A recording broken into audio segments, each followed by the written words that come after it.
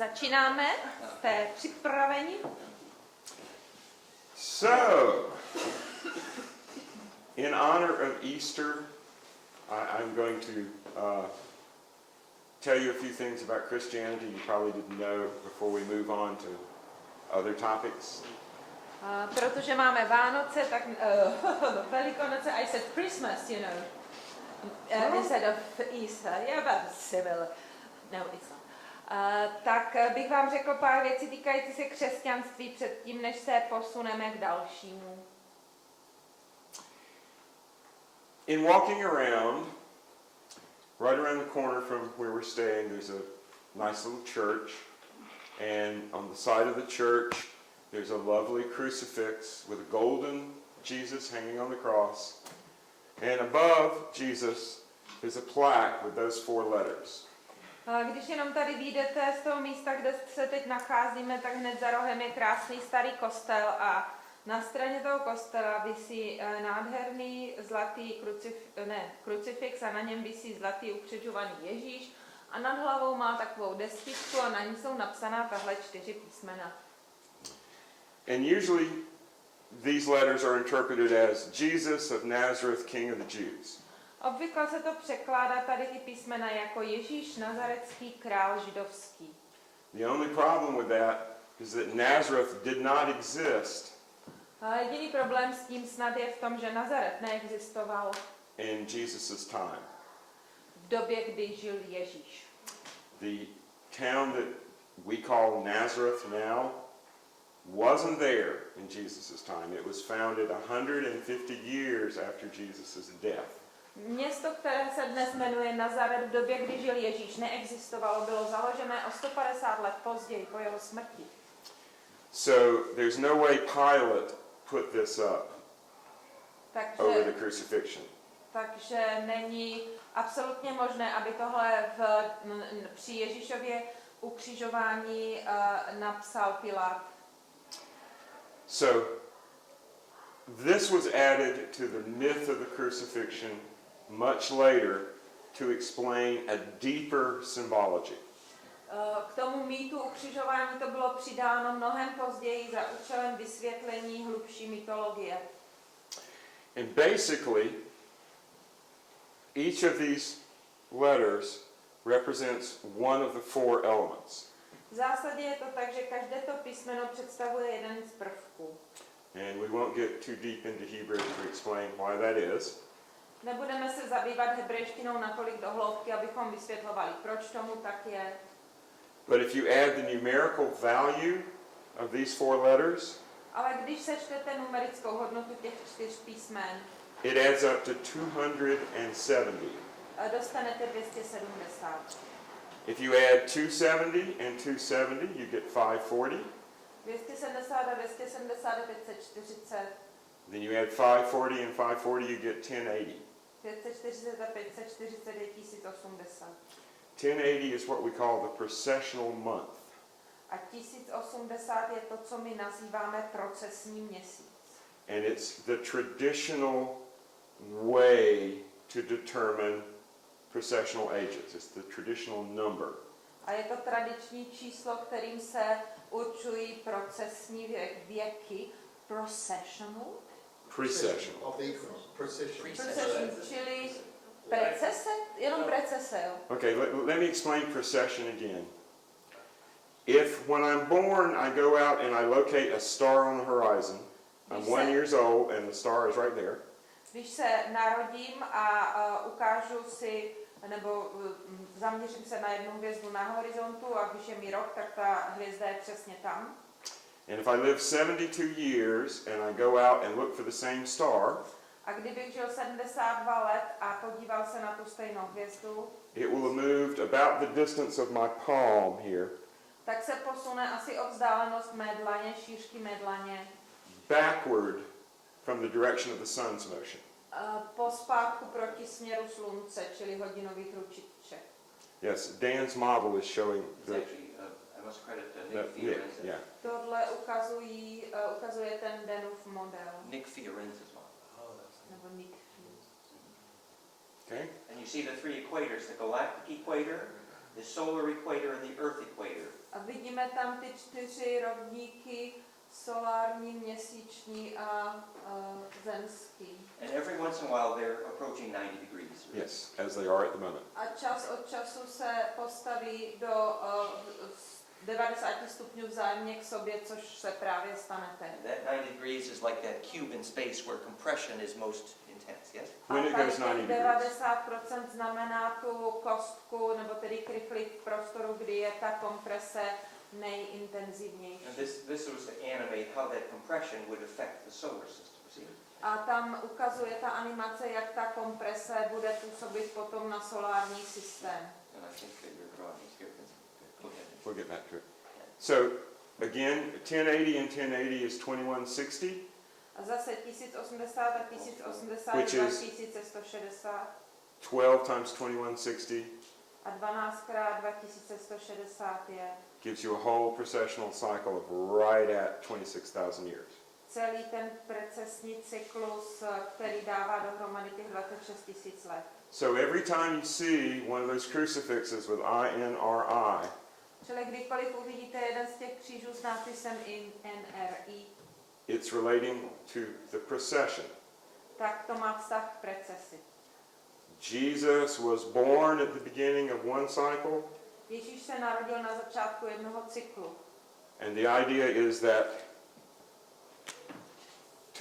2,160 years later, A říká se, že o 2160 let později, or the beginning of this cycle, neboli na začátku tohoto cyklu, he's going to return.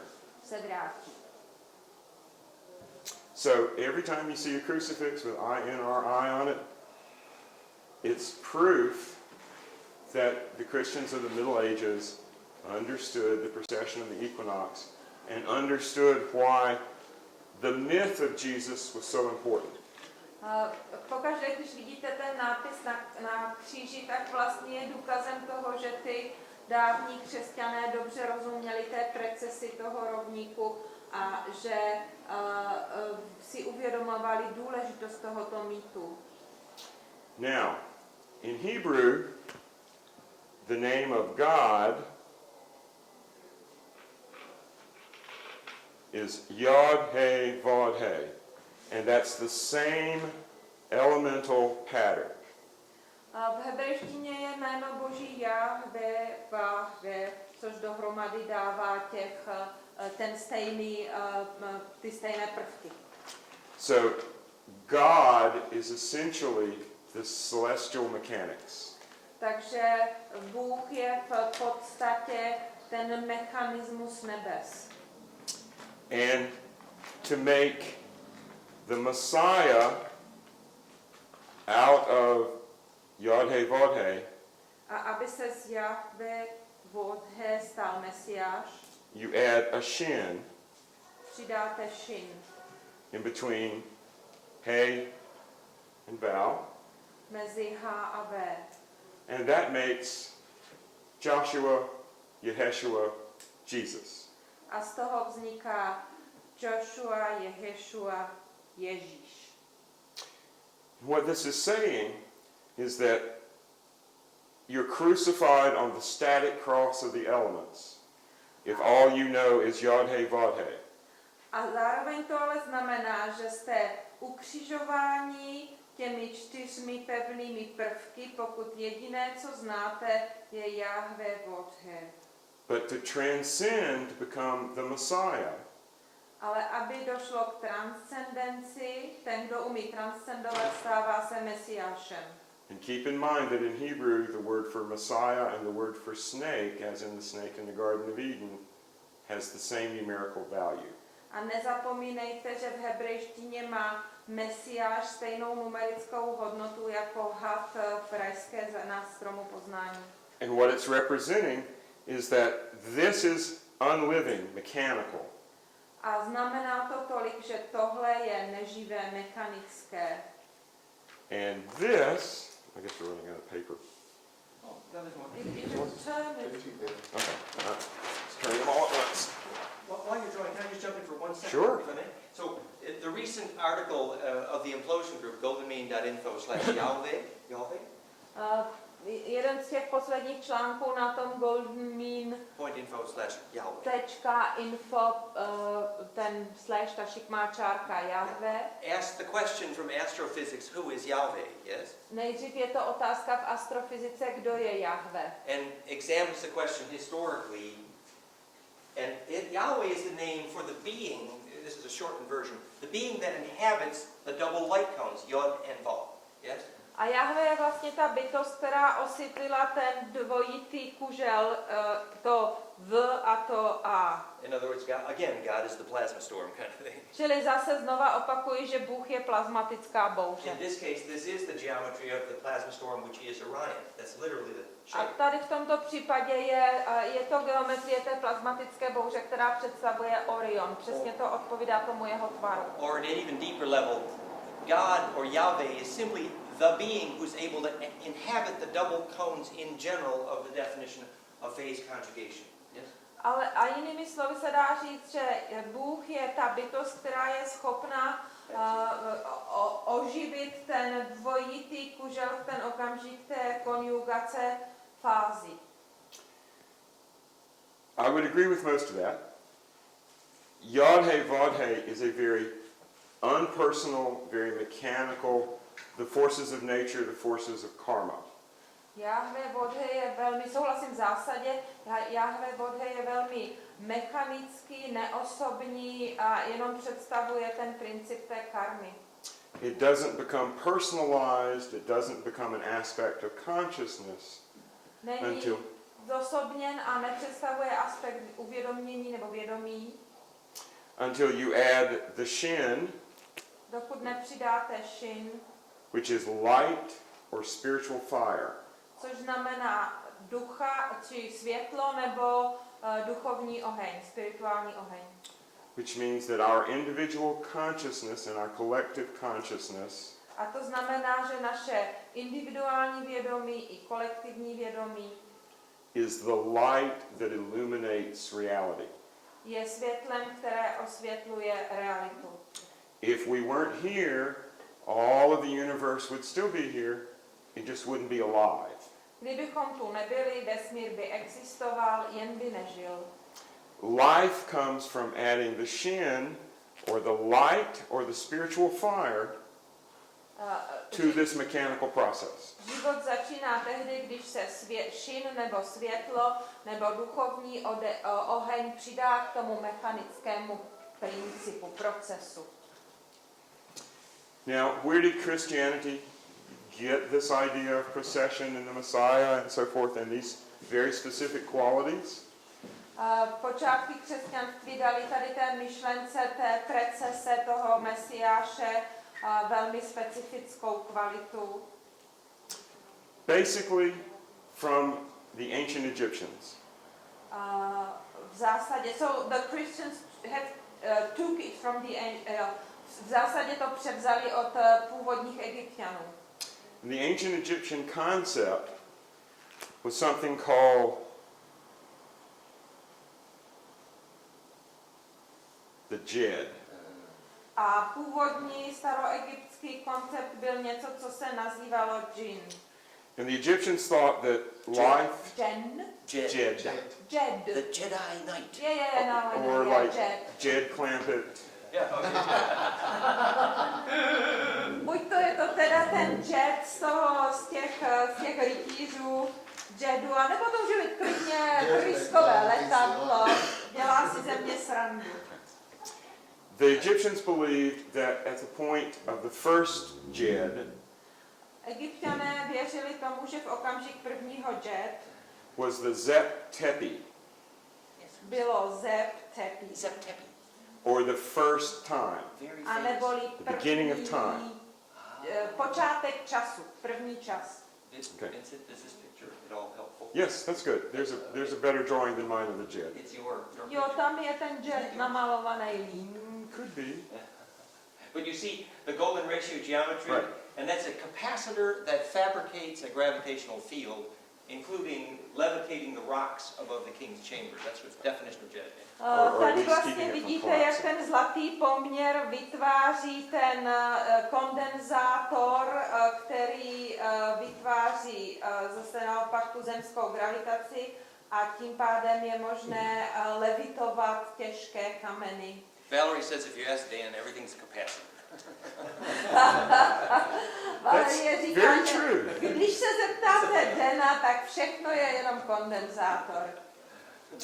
Now, there have been 2 more jeds since the first jed was erected on the primal mound at Abydos. A ještě další 2 Jedi následovaly poté, co se ten první vstyčil z toho původního chaosu. Mount, you mean like coming up from the A mound. It was raised on the hill. It was Aha, tak skutečně on se Above the waters. postavil z toho původního chaosu nad vody se postavil kopec a na tom se postavil ten první jet.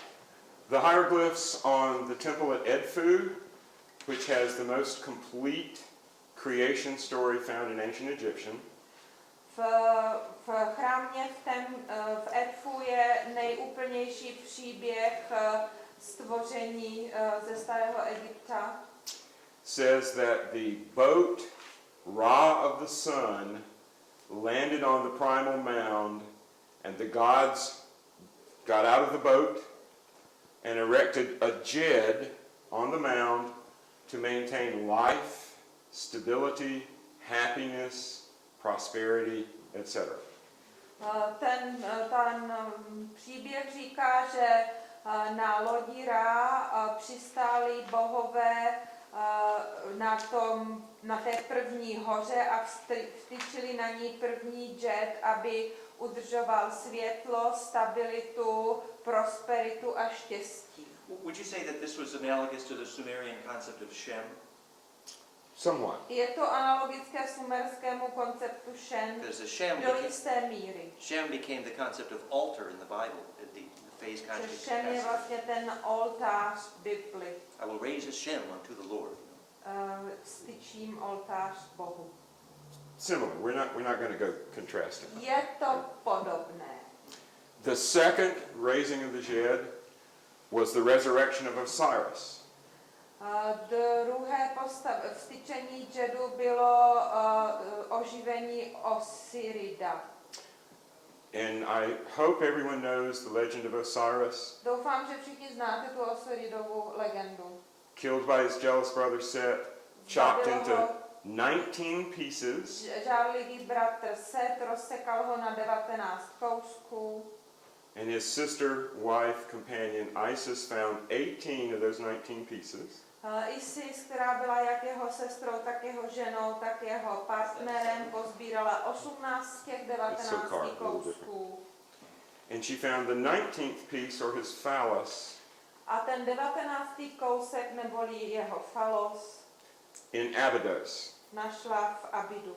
And with the 19th piece, she put Osiris back together and impregnated herself. Pomocí toho 19. kousku znovu složila Osirida a sama sebe otěhotněla. And you can get as kinky with that as you want. Pull yourself together, Osiris. That's right. A prostě používá se to ve všech možných směrech. No, that's actually the Se Pharaoh. dohromady That's vlastně. not Osiris. Osiris is half, but that's So Osiris' house, that's the Pharaoh. Yeah, I see. That's how we teach the pericardium story. Osiris is half. Okay. Tady je ta Osiridova hlava s tím tvarem. Isis impregnated herself, and she had a child. Isis sama sebe otěhotněla, měla dítě, And that child was Horus, the younger. Horus. Now, in Egyptian, Horus means sky, or face of the sky. V egyptštině Horus znamená nebe a nebo tvář nebes. So Horus's eye during the daytime is the sun, that's his right eye. And his eye at night, the left eye, is the moon. Takže Horovo oko ve dne je slunce, pravé oko, Horovo oko v noci je měsíc, levé oko. So the second erection, using that word in all senses, Ta druhá erekce, použijme to slovo ve všech jeho významech, is the resurrection of Osiris. je to znovu oživení nebo sebrání toho Osirida. Now, the third erection of the Jed A po třetí se vztyčil Džed is the founding of Egyptian history. při založení egyptské historie. And of course, this happened roughly about the time the recent Mayan calendar cycle began. A k tomu došlo zhruba ve stejné době, kdy začíná ten poslední majský kalendář. Roughly 3112 BCE. Zhruba v roce 3112 před Kristem. Now, the legends, particularly in the Horus Temple and in various calendars that we found from Egypt, says that there's going to be a fourth erection of the Jed. Horova legenda, tak jak ji známe z Egypta a jak je napsána which calendar, I didn't understand. There are various Egyptian calendars. Various. Je z různých egyptských kalendářů. Říká, že ke vztyčení Džedu dojde ještě po čtvrté. And the temple at Edfu and these calendars talk about the fourth erection of the Jed. V chrámě v Edfu a v tom kalendáři se hovoří o čtvrtém vztyčení Džedu. As the first erection is the Zep Tepi, or the first time, the fourth erection marks the last time. A stejně jako první vztyčení označuje Zep-Tepi neboli první věk, tak to poslední vztyčení bude označovat konec času, poslední věk. So we can date this event fairly certainly, the third erection of the Jed. To třetí vztyčení Džedu dokážeme datovat poměrně přesně. And the second erection of the Jed is in mythological time. Druhé vztyčení se událo v mytologickém čase. But the first erection of the Jed, we can date fairly precisely. Ale první vztyčení dokážeme datovat dost přesně. By understanding how the Jed relates to the heavens. Když pochopíme vztah Džedu k nebesům. And the rough date on the first Jed is 10,150 BCE. A to první vztyčení se odehrálo zhruba kolem roku 10.150 před Kristem. A long time ago, roughly 13,000 years. Což je dlouho v minulosti, dávno v minulosti, zhruba 13 000 let. Wasn't that one of the Hancock-Laval dates that John West dates for the pyramid? For the Sphinx. This For the is Sphinx. roughly the time when the Sphinx was built. To je taky doba, kdy se odhaduje, že byla postavená Sfinga. Now, if we look at what the sky was doing roughly 13,000 years ago, A když se koukneme na to, jak vypadalo nebe asi před 13 000 lety, we discover that it was the last moment before this one when the 90-degree angles were formed between the Earth's equator, the celestial equator, the galactic equator. tak zjistíme poměrně snadno, že to byl naposledy před tímto časem, kdy rovníky zemský, galaktický a sluneční tvořili vzájemně ty pravé úhly. The time period, which all of this goes exact again, is our magical 2012. A ta doba, o které to tedy zase znovu odpovídá, je naše magické číslo 2012. Now, because they didn't have, we don't have records of how accurate their astronomy was 13,000 years ago. Nemáme samozřejmě záznamy o tom, jak přesná byla astronomie před 13 000 lety. The actual date when everything went 90 degrees based on the pyramids at Giza, etc. Skutečné číslo, kdy všechno vzalo ten tvar těch 90% podle pyramid Gize, bylo 2002. Was the fall equinox 2002. A sice podzimní rovnodennost 2002. 2002 is the midpoint between 1992, when it started to go direct, A je and to 2012 when it finishes. prostředek mezi rokem 1992, kdy to začalo být pravouhlé, a rokem 2012, kdy to přestane být pravouhlé. So the 1992 to 2012 is our 20-year season of catastrophe, season of transformation, season of disaster, apocalypse, etc. Takže období 20 let mezi 1992 a 2012 je období katastrof, co to je, různých těch smrští a nepohod na zemi, náš apokalyptický čas. So the Gnostics, or the early non-Orthodox Christians in Alexandria, the same place that Alchemy was born, Ty první neortodoxní křesťané v Alexandrii, Gnostics, is it like the Copts? Yeah. well, Jo. slight difference Yeah, because I don't know the word. Gnostics, Je, ale říká se to v češtině Gnostic. Protože koptskou církev znám, nebo to přes... Ne. No, it's different. Ne. Early Christian. Yeah. well, there's Well, lots of Copt early is Christians. early Christian. Yeah. Okay, tak první křesťané Okay. v Alexandrii ve stejném místě, kde se zrodila i alchymie. They adopted this basic scheme or plan into Christianity. Převzali toto základní schéma či plán do křesťanství.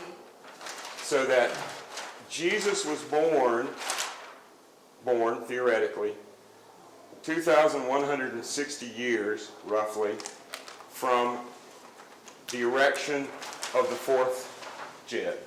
Takže Ježíš se údajně narodil 2160 let před posledním čtvrtým styčením džedu.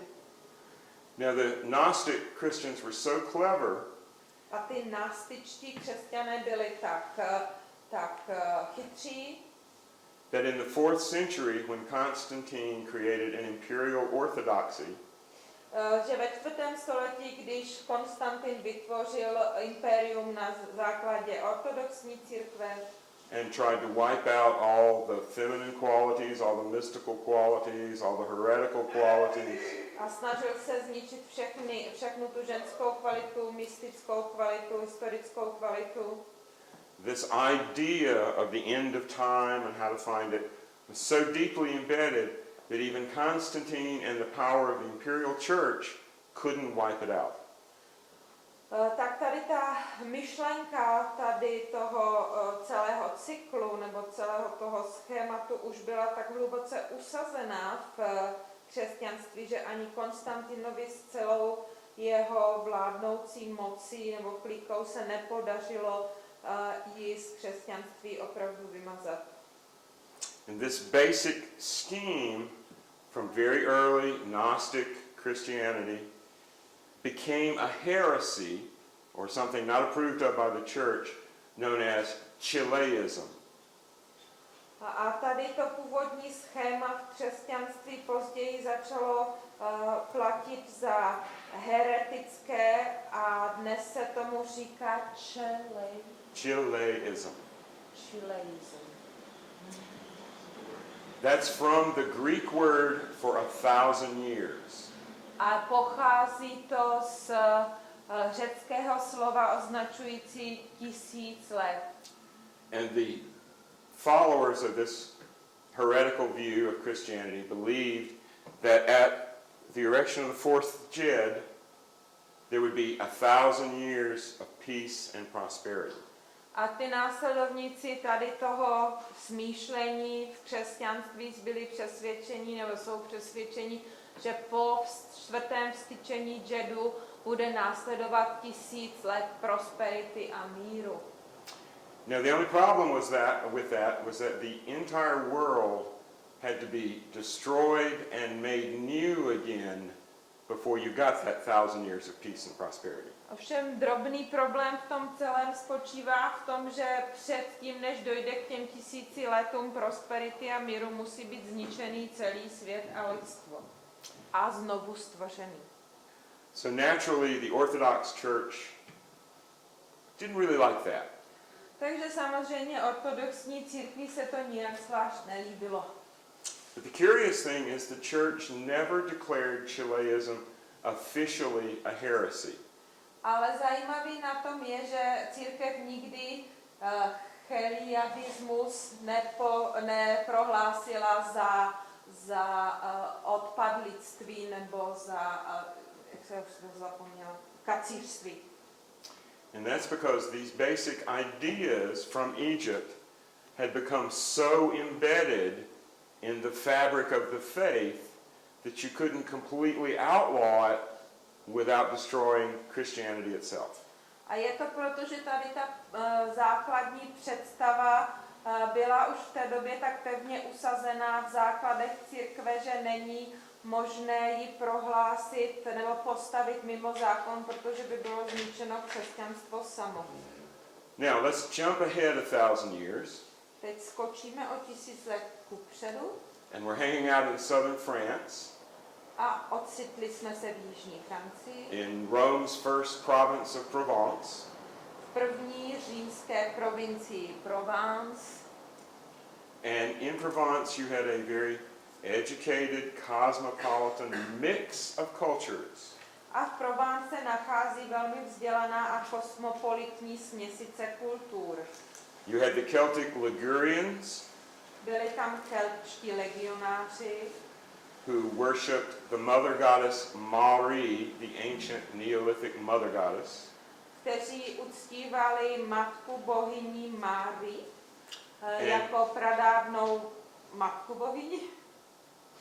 And you also had Greeks, Byli tam také Řekové, Romans, Římané and Egyptians. a Egypťané.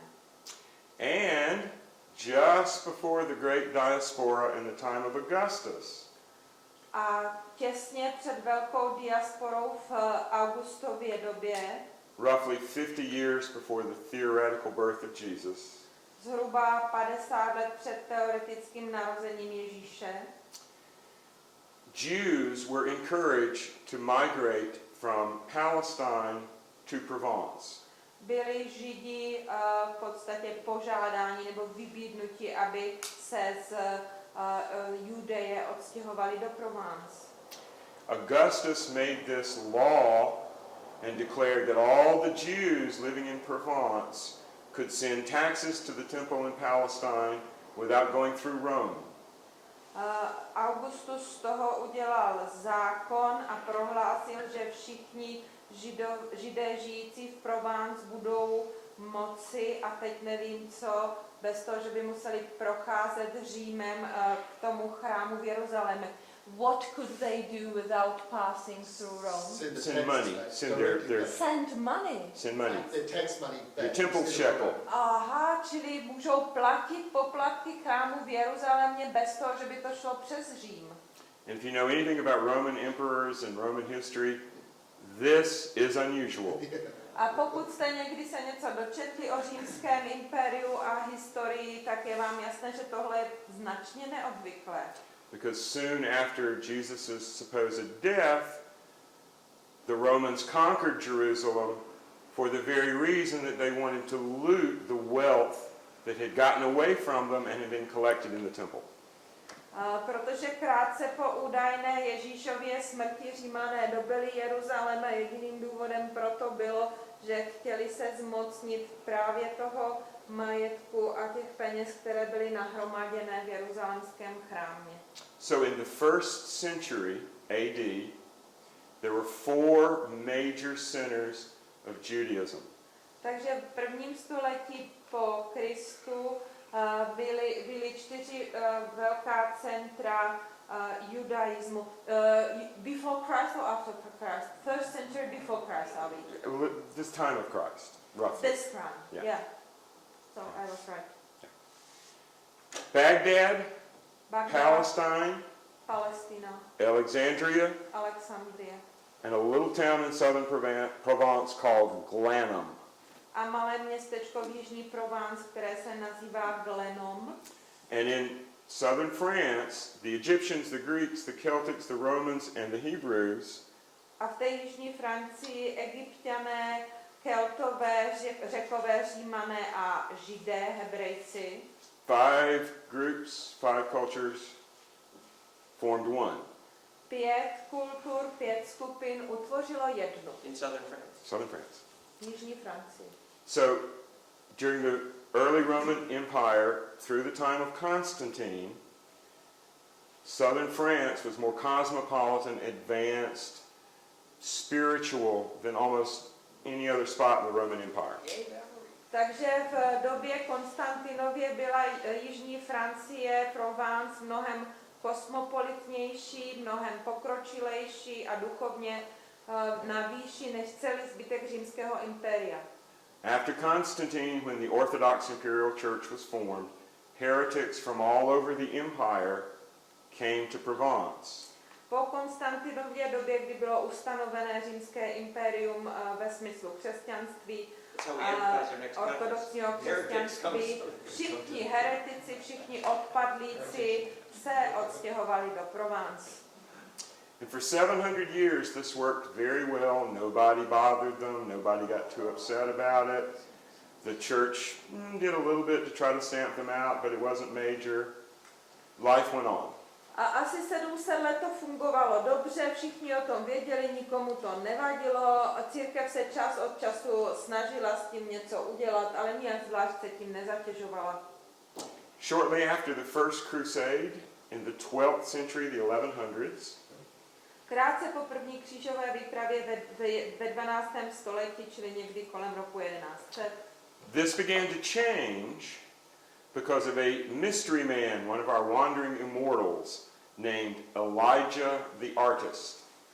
se to začalo měnit kvůli nějakému potulnému kazateli, který se jmenoval Elijah, The artist. umělec. Now, Elijah the artist visited a large number of rabbis and spiritual leaders in the community, and he transmitted to them and taught them how to do magic. Protože tady ten Aliga navštívil hodně rabínů a mužů tady mužů v té komunitě a předvedl jim a uvedl je ve znalost toho, jak se dělá magie, jak se čaruje. And this type of magic was angelic magic, and it's the origin point for what Dee and Kelly would end up doing here in Prague. A tady ten druh magie byla andělská magie a byl to ten počáteční, ten startovací bod k tomu, co nakonec Dee a Kelly dělali tady v Praze. At the same time, one of the most important books of Kabbalistic mysticism, called the Bahir, or the Great Light, was published in Provence. In other words, manuscripts were circulated. V době byla publikována, čili obsána v několika rukopisech velká kniha nebo základní kniha kabalistické tradice nazývaná Bahir anebo kniha světla. All of these different currents came together in the year 1177. Všechny ty různé proudy se spojily v roce 1177 in the town of Arles, which was known then as the Second Rome. V městě Arles, které bylo tehdy označováno za druhý Řím. And to this day, Arles has a prettier, more beautiful Colosseum than the one in Rome. A v té době mělo Arles hezčí a větší koloseum než město Řím. Now, in 1177, Frederick Barbarossa, the king of the Holy Roman Empire, v roce 1107 Friedrich Barbarossa, král římského impéria, could not get the approval of the Pope to really be emperor of the Holy Roman Empire. Nedokázal získat povolení papeže, aby se skutečně stal králem celé svaté říše římské. So he did an end run around the Pope by having himself proclaimed King of Arles. Tak obešel papeže a nechal se prohlásit králem z Arles. And by becoming king of Arles, he came into possession of certain mystery objects. A tím, že se stal králem v Arles, připadlo v jeho majetek několik mysteriózních záhadných předmětů. And on the front of the church where the coronation took place, A na průčelí kostela, kde se odehrála jeho korunovace, there's a statue of a saint, Saint Trophime, je socha svaté Trofimej, which is Saint Triumph in French. Triumf, Triumph. svatého triumfu. Trophime, Triumph. Triumphant. And he's shown holding a staff with a 5-spiral on the top. A on drží tu hůl, ale s 5násobnou spirálou na vrchu. With a serpent around the top of the staff. Hadem okolo vršku té holy. And he's standing with the staff on a turtle. A ta hůl je umístěná na želvě. Remember, that's the alignment from Draco, the still point in the sky, to the still point beneath our feet, the lesser Magellanic Cloud, the little turtle.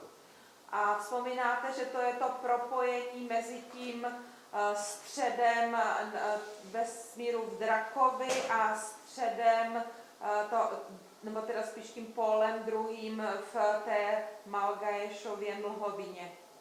And this is concrete proof, or sandstone proof, A to je hmatatelný důkaz, nebo kamenný důkaz, that in the 12th century they understood the galactic ecliptic.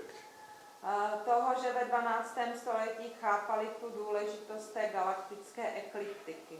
The still point way up there, as opposed to the moving point of the celestial pole, the pole that's just opposite in the sky, our earthly pole.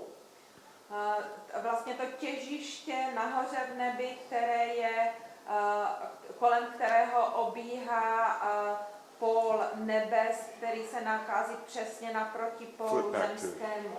To Nick's illustration. Oni tam mají tu ilustraci, to už včera myslím ukazovali. Wasn't it an old snake and an old turtle that told you about your... Uh-huh. Okay. The Hebrews, following Elias the artist, called these lines here, this one, and instead of the moving one here, they had the one that went from the center point here down. They call them teli, or telah, which means hanging. Hebrejci nebo Židi tedy nazývali tady ty osy, které jsme tam teď viděli, jak se pohybují, tela nebo telí. If you understand those poles, Což znamená visící. A když rozumíte těm pólům, you can date the cycles of precession. dokážete datovat ty cykly té precese. So one of the secrets that Elijah the artist revealed in what became the Bahir is the nature of time. Takže jedno z těch tajemství, který jim ten Aligas, nebo jak se jmenoval, vyjevil a které se stalo základem knihy Bahír, je vlastně tajemství vzniku času. Earthly time, the march of the seasons, we're all aware of. Všichni víme, jaký je pozemský čas a běh ročních období. And if you're observant and live long enough, you can see that 1 degree, the width of my palm, precession in the sky. A pokud jste dobrý pozorovatel a žijete dostatečně dlouho, tak můžete vidět tu precesi 1 stupně zhruba té šířky mé dlaně na nebesí. And if you have a group of adepts or knowledgeable people who make observations over 1,000 years, a pokud máte nějakou skupinu lidí, kteří pozorují a předávají si ty vědomosti po dobu 1000 let, then you begin to understand INRI, the precessional month, precessional year, etc. What was the first? INRI. Aha, začnete chápat to INRI, precesi slunce, precesi měsíce a celý ten běh času. Now, in 1177, at this convocation, this coronation of Frederick Barbarossa, were the original authors of the Grail legends. V tom roce 1177, kdy byl korunovaný ten Bedřich Rudovous a kdy došlo tady k tomu, co jsem popisoval, tak vlastně vznikla ta legenda o svatém grálu. Chrétien de Troyes, who was the first Grail author, was at the coronation in the service of Philip of Flanders. Chrétien de Troyes, který je původním autorem legendy, psané legendy grálu, byl ve službách in the service of Philip of Flanders. Filipa Flanderského. Also in Frederick Barbarossa's group was a very young poet called Wolfram von Eichenbach. V té skupině toho Friedricha Barbarossy byl také velmi mladý básník, který se jmenoval Wolfram von Eichenbach, who had the honor of writing the complete Grail story after Chrétien flubbed it. který měl tu čest dopsat úplný příběh svatého grálu poté, co to Chrétien buď to opustil. He died or he stopped writing it? He died and he stopped writing. The two were not necessarily contiguous, but Poté, co zemřel a přestal psát sám Chrétien. now Wolfram claims that he got the story from a Jewish astrologer by the name of Phlogistus.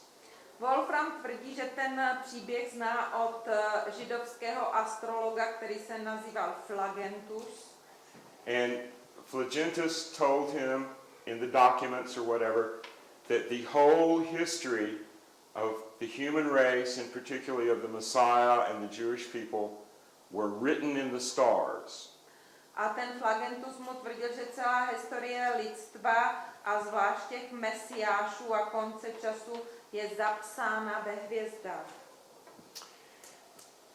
That's the origin point of the Grail stories, the Holy Grail stories. Tady začínají tedy ty příběhy o svatém grálu.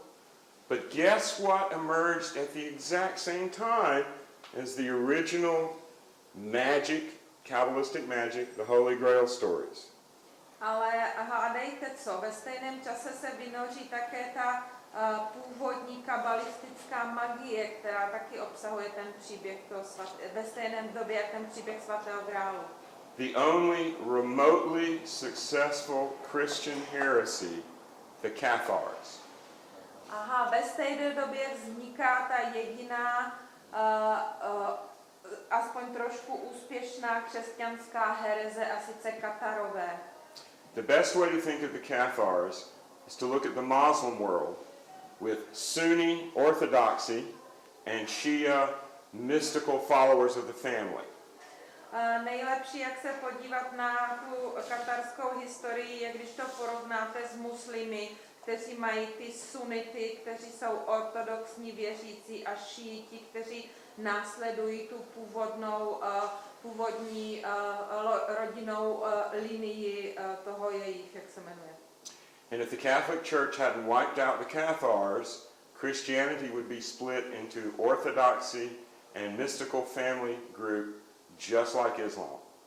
A pokud by křesťanství nesmetlo katarskou církev, tak by i křesťanství bylo rozděleno na tu ortodoxní část a na tu mystickou rodinnou linii katarskou.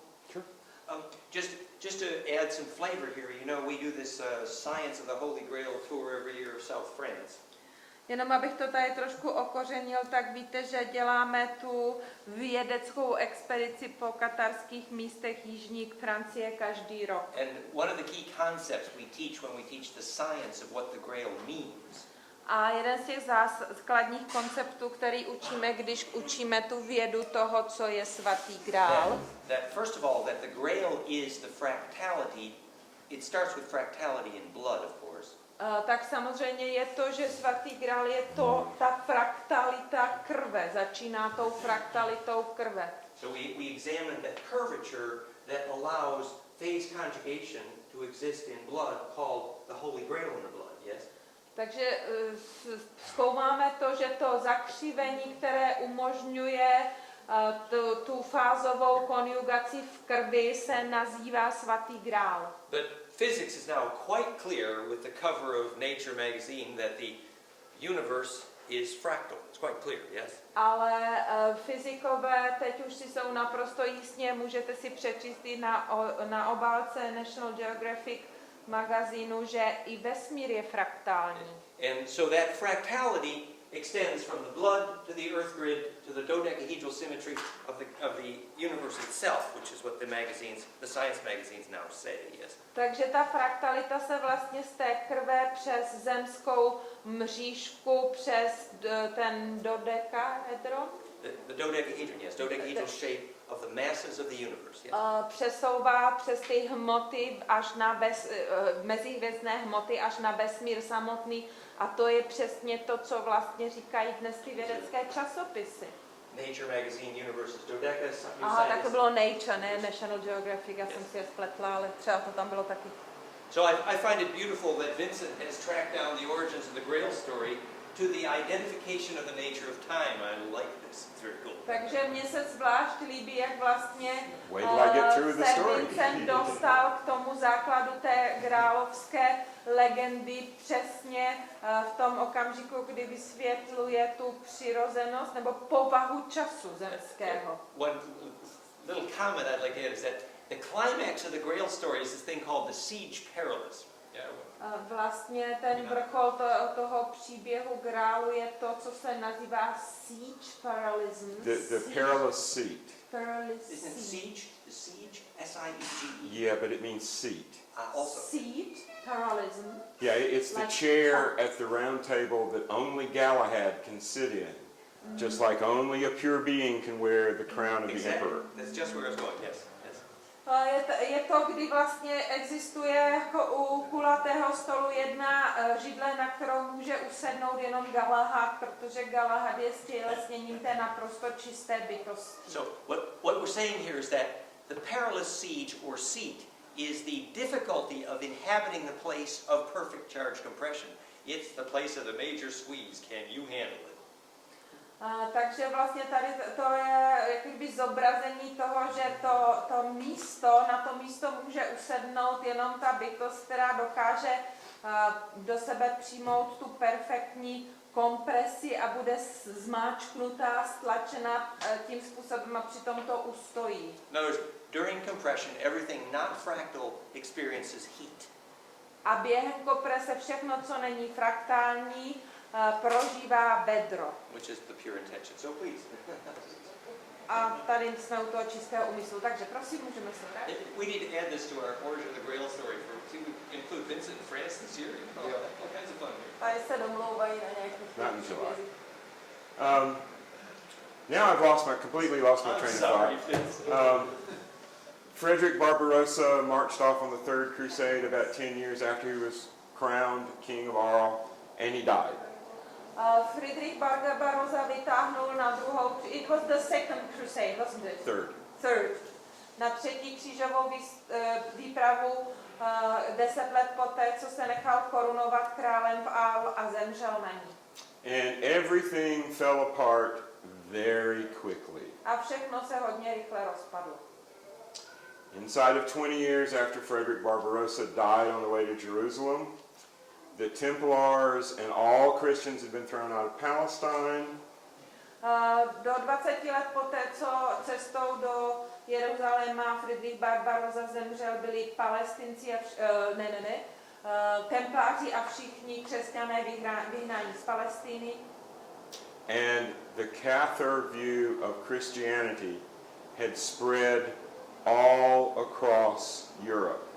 A katarský náhled na křesťanství se rozšířil po celé Evropě.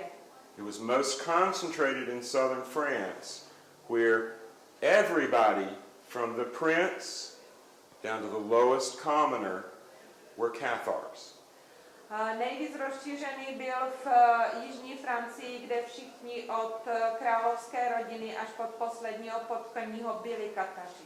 By 1214, the beginning of the crusade called by the Pope against the Cathars, there were no Catholic priests in Languedoc, all the way across the Pyrenees to the Atlantic Ocean. V roce 1214, kdy svolal papež křížovou výpravu proti Katarům, neexistoval v celé jižní Francii od Languedocu až po Atlantický oceán jediný katolický kněz. So the Pope appointed Dominic, Frater Dominic, Brother Dominic, Proto ustanovil papež bratra nebo frátera Dominika, to go preach the true religion to these people. aby těm lidem šel kázat skutečnou pravou víru. And the Catholics in the room know that the Dominicans started the Inquisition. A v Římě katolici věděli, že Dominikáni začali s inkvizicí.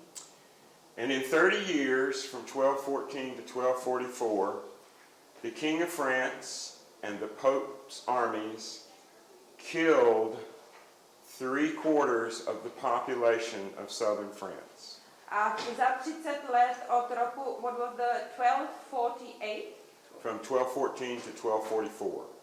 Od roku 1214 do roku 1244 za 30 let vojska papeže a vojska francouzského krále společně vybila 3/4 obyvatelstva jižní Francie. There are little villages in the region today that are complete ruins because everybody was killed by 1244 and people never came back. Existují zbytky ruiny malých vesnic v jižní Francii, protože do roku 1244 byl každý jejich obyvatel vybit a lidé už se tam nikdy nevrátili žít. So after the Great Crusade, after the Great Destruction of the Cathars, the information, some of the secrets of the Cathars, moved north and east. Takže po tom zničení Kataru, po té velké křížové výpravě, ty informace a některá tajemství katarská se přesunula na východ a na sever. Into northern Switzerland, southern Germany, and western Bohemia. Do severního Švýcarska, jižního Německa a západních Čech. And they, of course, stopped calling themselves Cathars. They never called themselves Cathars, actually. Přestali se nazývat Kataři, v podstatě oni si Kataři nikdy neříkali. But they pretended to be Christians, but they just couldn't take Rome. Předstírali, že jsou křesťané, ale nedokázali uznávat Řím. The fellow who is monumentalized, or whose monument is in the center of the Old Town Square, Ten chlápek, co má ten obrovský pomník na Staroměstském náměstí, his Christianity is a direct lineal descendant of the Cathars' view of Christianity. Jeho křesťanství je přímá linie následníků katarského názoru na křesťanství. So the very idea, Is that him? yeah, that's him. You Není to can't see on? it too well. Jo, to bude on. The very idea of a Bohemia, Czech nation, etc., grew out of Johann Huss's revolt. Celá ta idea českého národa a Čech jako takových vyrostla z toho základu té Husovy revolty. Now, along with the, I'm really a Cathar, but I don't want to say I am, people who moved to this part of the world, Lidé, kteří se, teď jsem ten začátek nepochopila, ale prostě lidé, kteří se přestěhovali tady do těchto částí světa, they brought images that would be teaching images of the faith, of the science, of the understanding. sebou přinesli obrázky, které vznikaly za účelem výuky a jak vědy, tak toho křesťanství, toho názoru. In southern France, the remains of the Catharists moved in a different direction, and again by the same time period as Johann Hus, they had created the tarot cards. V jižní Francii se zbytky Kataru vydali jiným směrem a zhruba ve stejné době, když žil Jan Hus, oni vytvořili tarotové karty. And the tarot cards are an amalgamation or a combination of very precise Islamic astronomy A tarotové karty jsou amalgamací nebo výtažkem, tak sloučením spíš velmi přesné islámské astronomie. and the core legends of Catharism and the Holy Grail. A základů legendy katarství a svatého grálu. Now this sort of solidified into something that we can point to. The earliest tarot decks have survived from southern France and from Italy. So we can say, okay, that's the tarot. What crossed the mountains, sorry, To vlastně to bylo pevně zachyceno a protože se uchovaly ty první tarotové karty jak z jižní Francie, tak z Itálie, tak můžeme říct, ano, toto je původ tarotu. were little collections of images like these you see up on the screen now. Ale na druhé straně hor se našly malé série obrázků podobných jako ty, co vidíte teď tady. These images are now famous as the Lost Book of Nostradamus. Těmhle obrazům se, ty hory jsou Alpy samozřejmě, těmhle obrazům se dnes říká ztracená kniha Nostradamova. Except they were never lost and they had nothing to do with Nostradamus.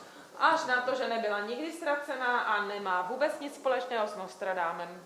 And it's on my head that they now have that incorrect appellation or A name. je to kvůli mně, že se dnes nazývají takhle nesprávně.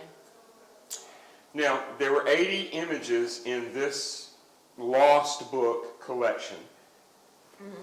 V téhle sbírce nazývané Ztracená kniha je 80 obrázků.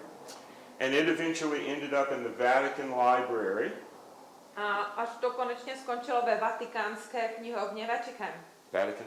Ve Vatikánské knihovně. Where it was stolen by a con man in the late 19th century and sold to the King of Italy and the new municipal state library in Rome. Who stole it? I'm not going to go into that. Někdo to ukradl, to jsem nepochopila kdo, a propašoval a prodal to italskému králi a dnes se to nachází v nově zřízené veřejné italské knihovně.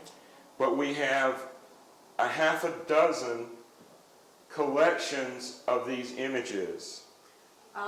Ale máme sbírku půl tuctu z těchto obrázků. In various collections of manuscripts in Germany, V různých sbírkách manuskriptů, rukopisů v Německu, Switzerland, Švýcarsku, Italy, Itálii and northern France. a severní Francii. Now, all of these collections have some images in common. A všechny ty sbírky mají některé obrazy společné. But only the collection that ended up in the Vatican and then ended up in the Rome Municipal Library have these 7 images. Ale jenom ta kniha, která skončila ve Vatikánu a následně v té římské veřejné státní knihovně, má těchto 7 specifických obrázků. The reason for that is these 7 images reveal the secret of time. A je to proto, že těchto 7 obrázků odhaluje tajemství času. Or the only thing that mattered to a good Christian, which is, when's Jesus coming back? A jediné, na čem záleží dobrému křesťanovi, je, kdy se Ježíš navrátí. So these 7 images were so important that they weren't copied exactly. Mistakes were made either intentionally, I think, or just perhaps they didn't know what they were drawing. And the other sets did not have them because the people who drew and used those sets weren't ready for this information. Tyhle obrázky se nekopírovaly správně, byly tam při tom přemalovávání dělány chyby, buď už úmyslně a nebo neúmyslně, a ty jiné kopie, které se uchovaly, těchto 7 obrázků vůbec neobsahují, protože podle mého názoru ti lidi, kteří je přepisovali pro tyto informace, nebyli zralí. Okay, we good? Now, I'm not going to take up an enormous amount of time completely explaining all the images. Nebudu vysvětlovat ty obrázky do podrobností, protože by to bralo moc času. That's for my paper for the International Medieval Society next month. To budu přednášet na mezinárodní středověké společnosti příští měsíc. But we're going to hit the high points. Ale tady ukážu ty nejdůležitější body. You see the first image with the sun. Vidíte ten první obrázek se sluncem? This image here that I wasn't able to scan very clearly in my trying to scan without the librarian catching me. Ta postavička, kterou se mě nepodařilo oskenovat jasně, jak jsem se snažil mým kapesním skenerem to tajně oskenovat bez toho, aby mě ty knihovníci u toho přichytili. This is a lion. Je to lev. Now, the secret is how you mark starting and ending. A tajemství tady je, jak se označuje počátek a konec. If you look up in the sky, the boundary between Pisces and Aquarius is nebulous. Když se podíváte na There is no boundary. oblohu, tak hranice mezi rybami a vodnářem je mlhavá, tam žádná hranice není. But the boundary between Cancer and Leo and Virgo can be very sharply marked because there's groups of stars at the beginning and the end. Ale hranice mezi rakem a lvem a panou lze stanovit velmi přesně, protože jak na začátku, tak na konci je jasná skupina hvězd. Okay. This represents the fact, going back to the Egyptians, A to představuje ten fakt, když se vrátíme zpět do Egypta, that 13,000 years ago, at the time of our first Jed raising, že před 13 000 lety v době prvního vztyčení Jedu the star that marked the spring equinox was Regulus, the heart of the lion. hvězda, která označovala jarní rovnodennost, byla Regulus, srdce lva. So 13,000 years later, at the fourth Jed, the last time, Že o 13 000 let později na čtvrtém Jedu v posledním období would be the fall equinox in Leo. bude podzimní rovnodennost ve lvu. And if you don't go by astrology, you go by astronomy. Astrology is 2,000 years out of date with the real sky. You will notice that the fall equinox is now falling on the cusp of Leo-Virgo. A pokud sledujete astronomii, protože astrologie už je 2000 let zastaralá, ta obloha už dnes tak nevypadá, tak budete vědět, že podzimní rovnodennost spadá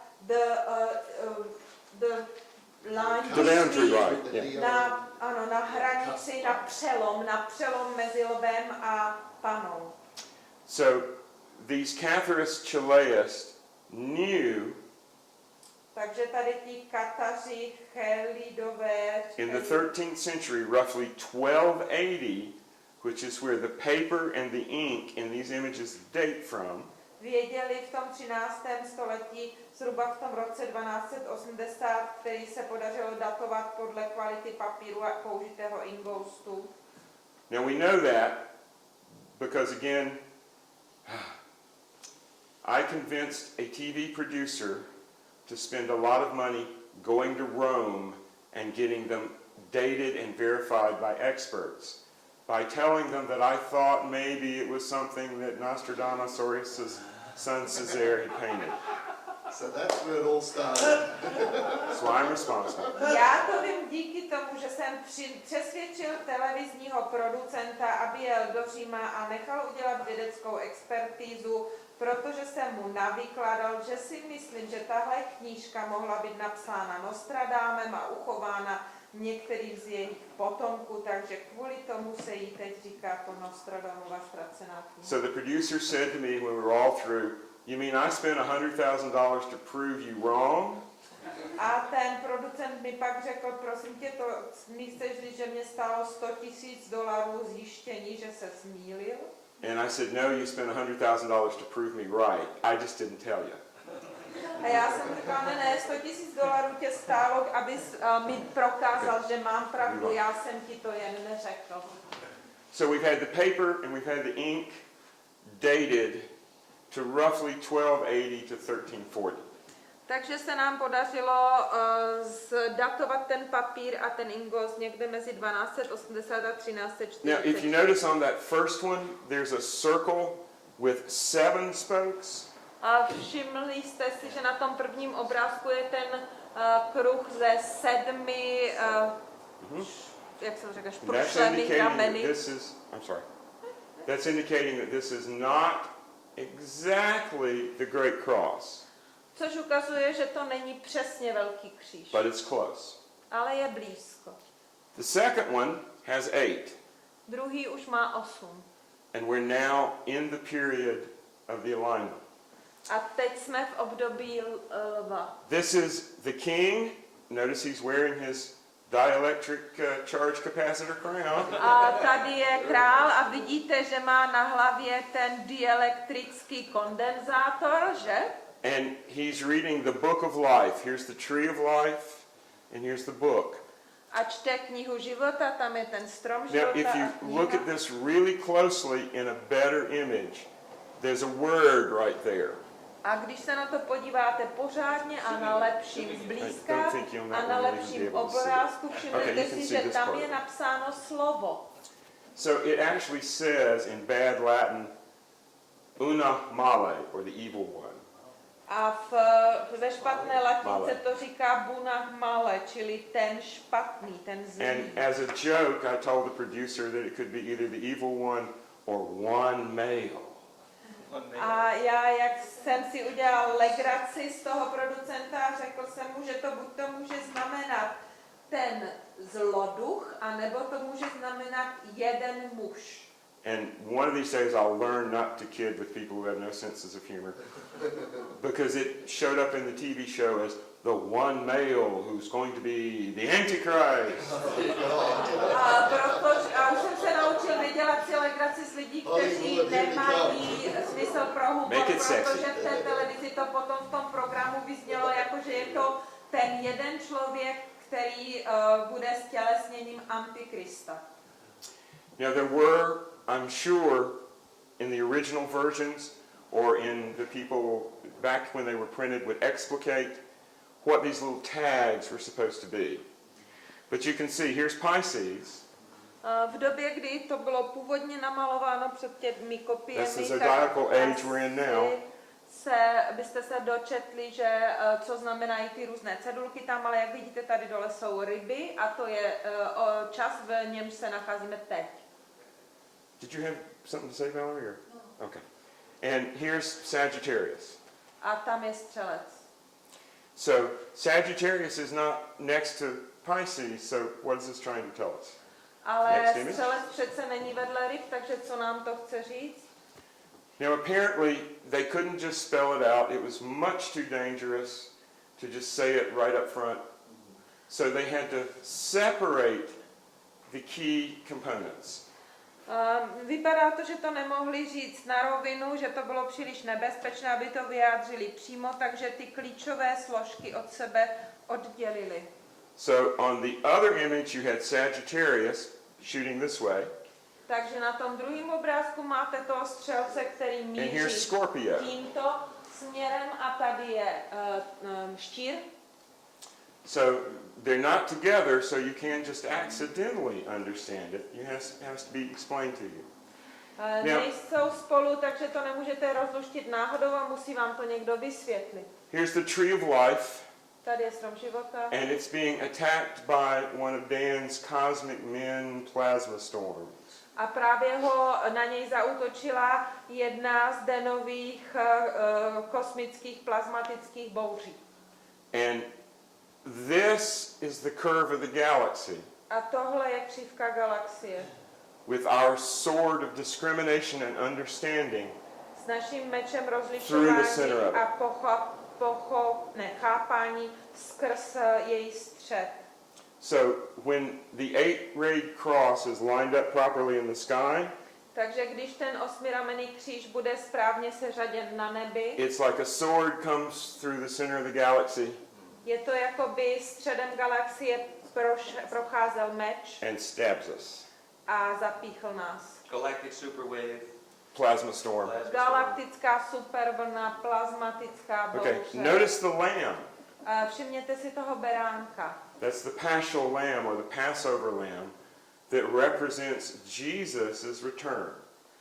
To je ten pašijový beránek, který představuje návrat Ježíše. And again, I'm saying Jesus in the sense of Yod He Shin Vod He, the return of the Messiah in all of us. A znovu opakuji, že Ježíš ve smyslu Jahve Shin Vod He je prezentován v každém z nás. And that's what George was talking about this morning. A to je to, As this energy, o tom hovořil dneska Jiří ráno, když ta energie, as this energy pierces us, we're not going to enjoy it necessarily. když do nás ta energie bodne, tak to neznamená, že nás to bude nějak těšit, nebo že si to nějak užijeme pozitivně. Actually, Kundalini can be What's the enjoyed. good news? What's the bad news? No tak to je ta dobrá zpráva, tak co teď ta špatná? A Den teďka říkal, to nemusí být zrovna pravda. Here, Which one then? that one. This one? Yeah.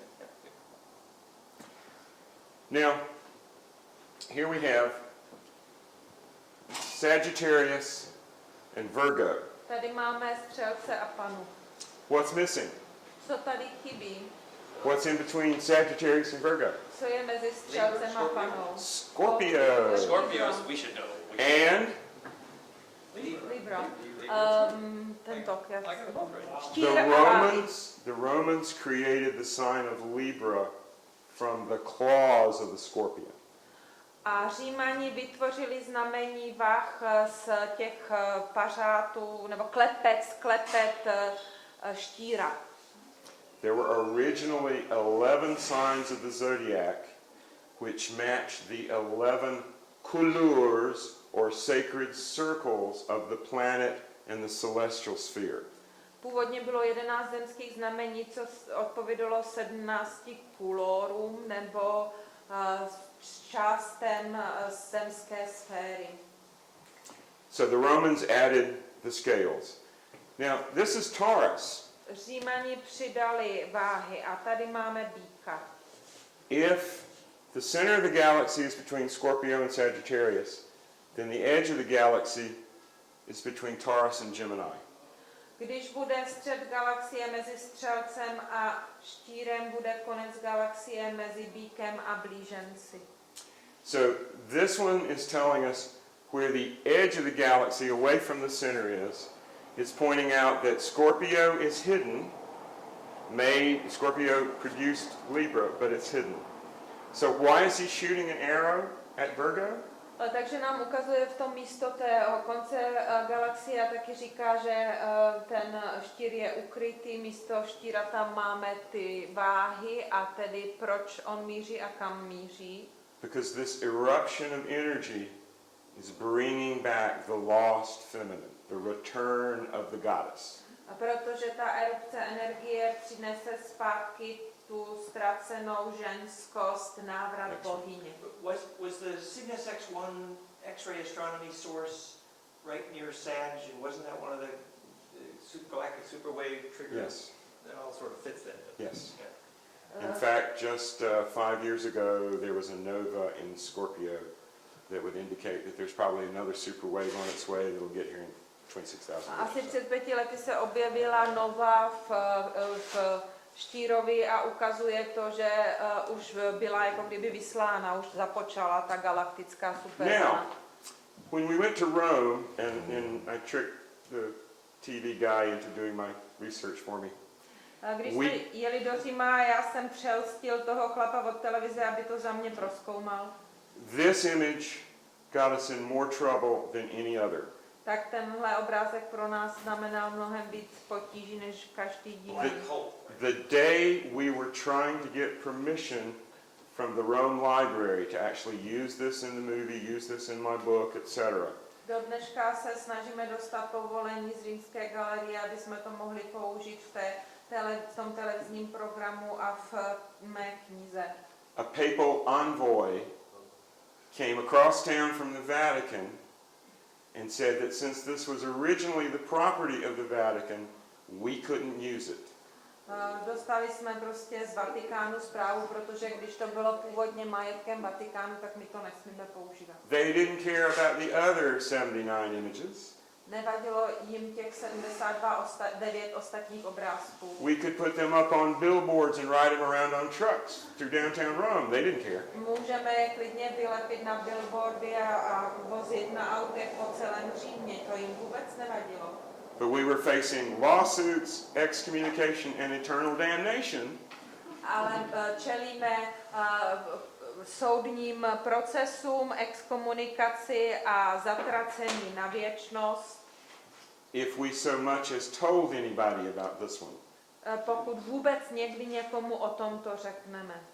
The reason for this is that since this was painted drawn sometime between 1280 and say 1310, and shows, as you can see very clearly, spiral galaxy.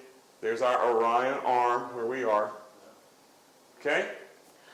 Protože to bylo namalované někdy mezi tím rokem 1280 a 1310 a je tam zobrazená ta spirála galaxie a rameno Oriona, na němž se nachází. Now keep in mind, Western astronomy did not even discover that we were in a galaxy and that it had a center spiral until 1917. A nezapomínejte, že západní astronomie vůbec nevěděla, že jsme v nějaké galaxii a že ta galaxie může mít snad dokonce tvar spirály až do roku 1917. 1917.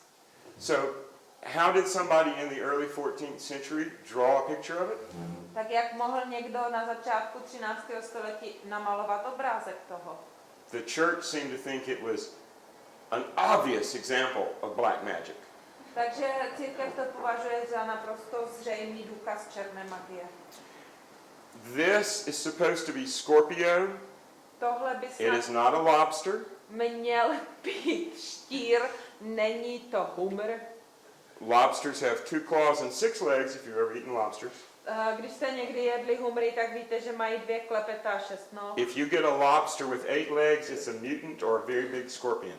Dostanete-li, Yes, and do not eat us scorpions. Yes. dostanete-li Unless they're toasted. humra s 2 klepety a 8 nohama, buď to je to zvláštní mutant, nebo velmi velký štír. A jak se tedy Dan tady pořád hlásí, tak nás štíry nesmíte jíst.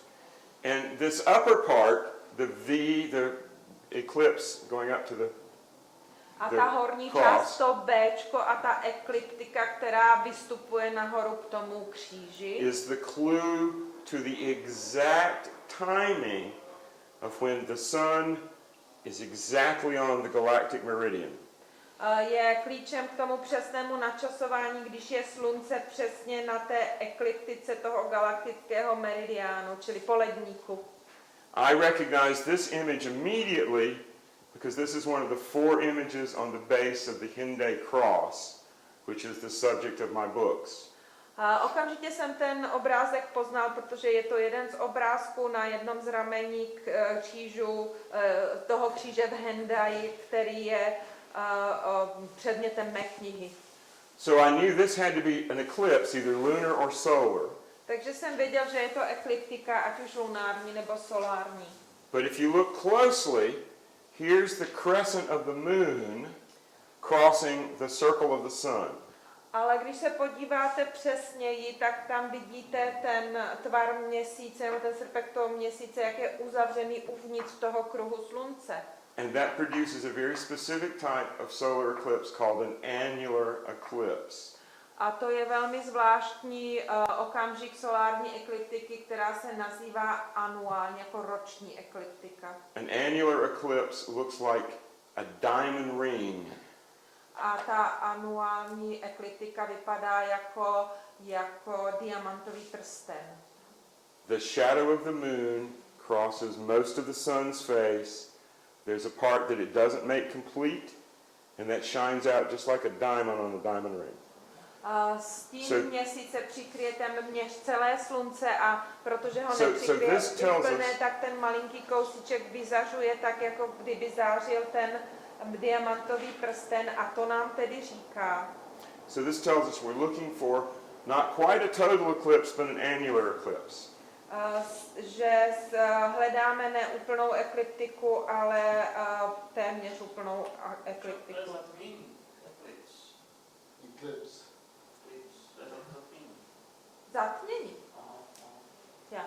It means that the sun is almost dark. Yeah. Tak, zatmění. Děkuji. You know, a lunar eclipse is the shadow of the Earth crossing the face of the moon. Zatmění měsíce stín země přikrývá měsíc. A solar eclipse is the shadow of the moon in between us and the sun. A zatmění slunce znamená, že stín měsíce je mezi námi a slunce. Děkuji. So anybody who's been living in Europe a while, do you remember a big annular eclipse a few years ago? Vzpomínáte si někdo na tu neúplnou zatmění? Yeah, it was last year June, wasn't it? July? Loni. We had a total eclipse last year. Does anybody remember when that funny little diamond ring in the sky popped up? Kdy to It was visible all the way from central Turkey to northern Scotland. od středního Turecka do severního Skotska byla vidět tady to téměř úplné zatmění. That was a while ago. That was 1999. V roce 1999. 1999. Now we know that this is 1999 not just because of the annular eclipse, A víme to nejenom kvůli tomu neúplnému zatmění. Já nevím, jak se to správně jmenuje, to zatmění s tím proužečkem v tom roce 1999. but also because that annular eclipse had a lunar eclipse before it and a lunar eclipse after it. Ale také proto, že předtím bylo zatmění měsíce a potom zatmění měsíce. The three eclipses coming together Všechna tři zatmění společně. is very rare. It happens about once every 120 years. Je velmi vzácné a stane se to jednou asi za 120 let. And after the annular eclipse, A tady potom we had another lunar eclipse. zatmění jsme měli ještě další zatmění slunce. So any competent astronomer, astrologer in the Middle Ages could calculate the head and tail of the dragon on their ephemerae and their astrolabe, and they could come up with the fact that there's only one time period coming up where you would have an annular eclipse with two lunar eclipses bracketing it, and then 6 months later another lunar eclipse. Takže každý aspoň trošku vzdělaný astrolog v tady v tom 13. století dokázal poměrně přesně vypočítat, kdy dojde k tomu, že bude před téměř úplným zatměním slunce předcházet jedno zatmění měsíce, po něm druhé a 6 měsíců později třetí zatmění. So anybody with just a rudimentary awareness of astrology and could calculate the tables would know that this would happen roughly the 7th month of 1999. Takže každý, kdo zná aspoň základy astrologie a umí se trošku vyznat v těch tabulkách, tak si dokázal spočítat, že se to odehraje zhruba v červenci 1999. And if you're familiar with your Nostradamus, you may have heard of Century 10, Quatrain 72. Možná, když znáte Nostradama, tak jste slyšeli o I don't know Nostradamus. What is it? Century 10, Quatrain 72. And that Nostradamus wrote a series of prophecies. They were 10 groups of 100 each. So it's group number 10, Skupina number 10 72 of that 100. a 72 toho století. Je to nějaký Nostradamový proroctví, který přesně stanovuje ten čas. And he specifically says in that quatrain, 7th month, 1999. A přesně tam říká 7. měsíc 1999. Can you pop back to Zřejmě the on má na solar každé storm? I'm not embarrassed at anything. Oh, But Scorpio's relationship to the black hole and the galactic core is direct. It's right next to it. That's right. So that's what that's saying. That's right. We're lining up to the black hole. That's right. You're lining up to the center of the galaxy. Yeah, which is where all of Okay. Sorry. Can you go back to the plasma storm? Okay, so we're talking about this plasma storm. I think it's in Ophanum. Okay. And you may not still have it up. Do you want my key? Okay. Actually, wait. You remember the name of that image? See, look at the names of the images. Wait. Equinox reading. Okay. See what's there? Yeah. Diggity. Okay. Check this date. Podívejte se na to datum. That's September Září 1999. 1999. 7th month, not July, September. Okay. 7. měsíc, ne červenec, september. Solar orgasm. Mm-hmm. Solární And organismus. we have more of those from that time period, showing these plasma structures coming out. Máme víc tady těch, kde jsou vidět ty struktury té plazmy, jak z toho vychází. And again, this is the equinox on the cusp of Leo, Virgo, Tohle je zase tedy ta rovnodennost na přelomu lva a Panny. 13,000 years after 1000 spring equinox in Leo, let po jarním rovnodennosti ve lvu. predicted by Nostradamus. Předpovězené Nostradamem. And it's also the moment in which our alignment with the galactic meridian was most exact. A také ten okamžik, kdy naše spojení s tím galaktickým meridiánem bylo nejpřesnější. So you're saying in some senses the solar max of the 2012 already happened in some sense? No. Every 11 years we build up to either a down or an up in sunspot cycles. Takže Dan se ptal, jestli už došlo k tomu vyvrcholení a on říká, že ne, že každých 11 let to jde vždycky nahoru dolů. Our climatologist in UK, Peter Taylor, is saying that after that the sun went very quiet. Yes. And he's worried that that's confirmation Yes. that we're going to freeze out in the modern No. It's confirmation that we're about to have the mother of all solar coronal ejections. What does that mean? That means Takže that některý Bert we were just showing you, klimatologové multiply it by 10. That's so, sorry, what did you just say? That this solar eruption, this coronal mass ejection, multiply its force, intensity, and size by 10. And that's what's going to happen in 2012. Because they hadn't seen one that strong before. That was max they'd ever seen. And now it's going to come. This was supposed to be at the low end of the solar cycle. It was supposed to be going quiescence, okay?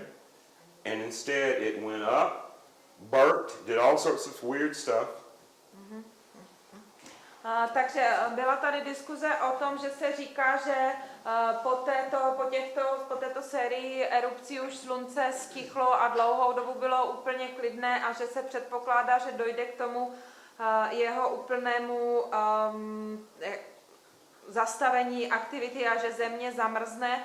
A Vincent říká, že ne, že to je nesmysl, protože ta solární aktivita probíhá v těch 11letých cyklech a naopak se v tom roce 99 tedy předpokládalo, že to byl vrchol a to byla nejsilnější ta erupce, ke které mohlo dojít a nikdy předtím žádná silnější nebyla ani vidět, ale prokázalo se, že se naopak ta aktivita zvyšuje a že ta, ke které dojde v roce 2012, bude 10krát tak silná, než tady tahle, kterou zaznamenali.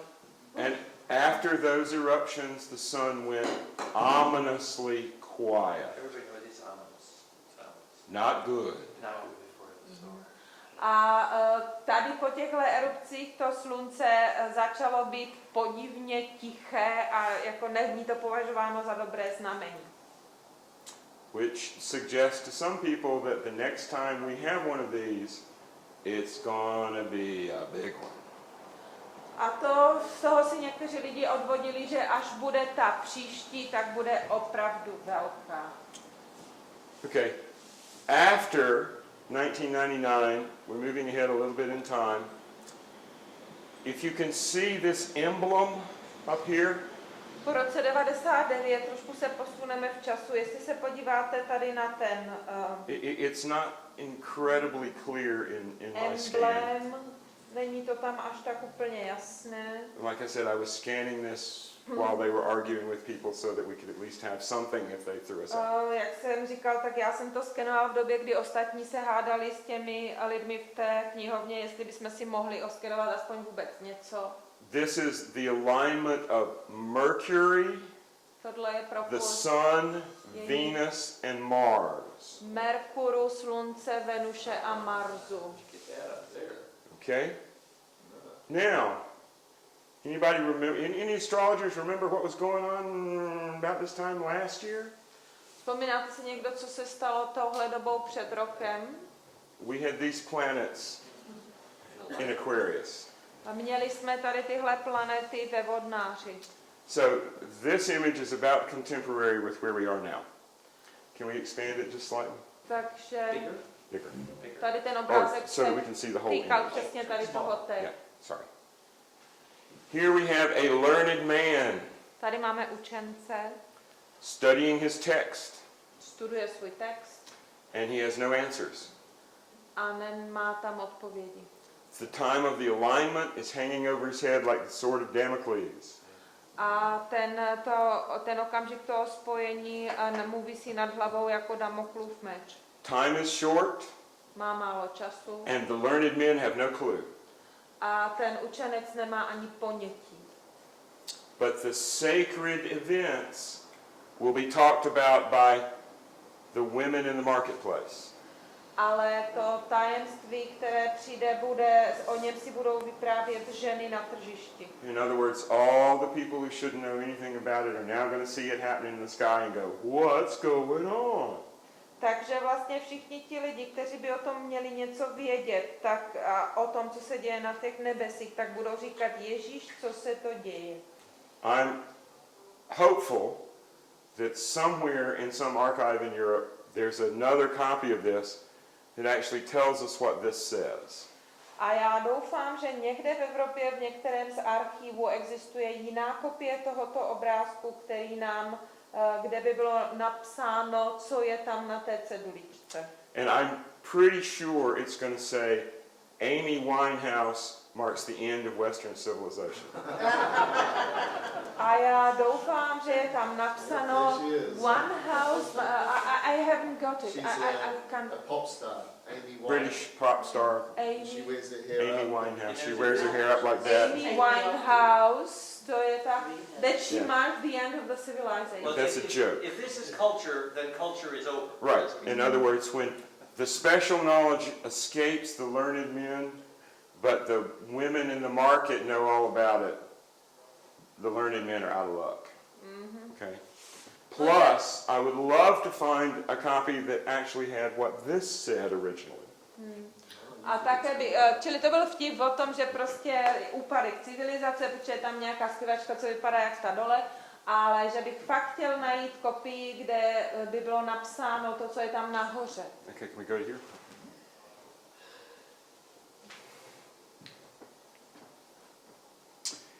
The last one is 2012. A posledně 2012. Notice the alignment's over.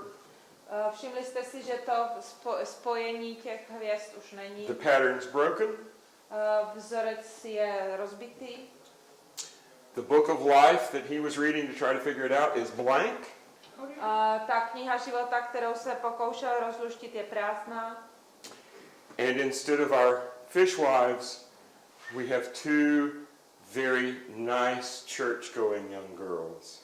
A místo těch trhovkyň tady máme dvě velmi hezké dívky, které jdou do kostela. Looking at a very ancient symbol for Christ, or the Lord of the animals in a more pagan sense, the stag. A dívají se na pradávný symbol Krista anebo pána šelem ze starých pohanských tradic. And if you look really closely at this guy, particularly what's on his forehead, A když se podíváte velmi zblízka na toho chlapka, zvlášť na to, co má na čele, he looks an awful like Charles Manson. vypadá trošku jak Charles Manson. So the general thrust of that, without the Amy Winehouse and Charles Manson jokes, is that by 2012, no one will have a clue what's going on. A znamená to, že v roce 2012 nebude mít nikdo ani zdání, co se děje. The world as we know it, as they knew it, will be over. A svět, jak ho známe, nebo jak ho oni znali, ten skončí. And the only hope will be a new group of women who can see the pagan qualities of Christ. A jedinou nadějí bude nová skupina žen, která dokáže vidět pohanské kvality Krista. To put this in Dan's favorite Dune terms, Abychom se vrátili do oblíbených Danových termínů z Duny. after the sun hits us with a flare and screws our DNA up so bad that we have no hope of evolution, then the only thing left will be the Bene Gesserit sisterhood. Tak a poté, co na nás slunce vybije tu poslední erupci a zmáčkne naši DNA natolik, že nebudeme mít vůbec žádnou naději na přežití, tak naší jedinou nadějí zůstane ta skupina sester Bene Gesserit. Or to say, in Mayan terms, unless the dream spell of the old ones is alive and awake, Earth will be blown away in the magnetic wind of the sun. Já si to tady přečtu, on to opakuje, pokud dream spell, kouzlo snů těch starých zůstane naživu a probudí symetrii v prostoru země, bude odfouknuta magnetickým větrem ze slunce. Pokud nebude probuzeno to kouzlo z těch snů, to bys musela číst. Je někdo jiný tady ještě, kdo nezná tu Dunu? Z Čechů? Slováků? Ne, já ti to pak řeknu. Dream spell means the charge field of your bliss field. A dream spell is the electric field you create with your ecstasy, and that's what steers the tornado. To kouzlo snů je to pole, které dokážete vyvolat v tom stavu extáze, a to je to, čím řídíte tornádo. To je jako kdyby tajná skupina sester, která byla určena jako manželky vládcům země, jako poslední naděje na přežití lidstva. Can we see all 7 of them? Okay.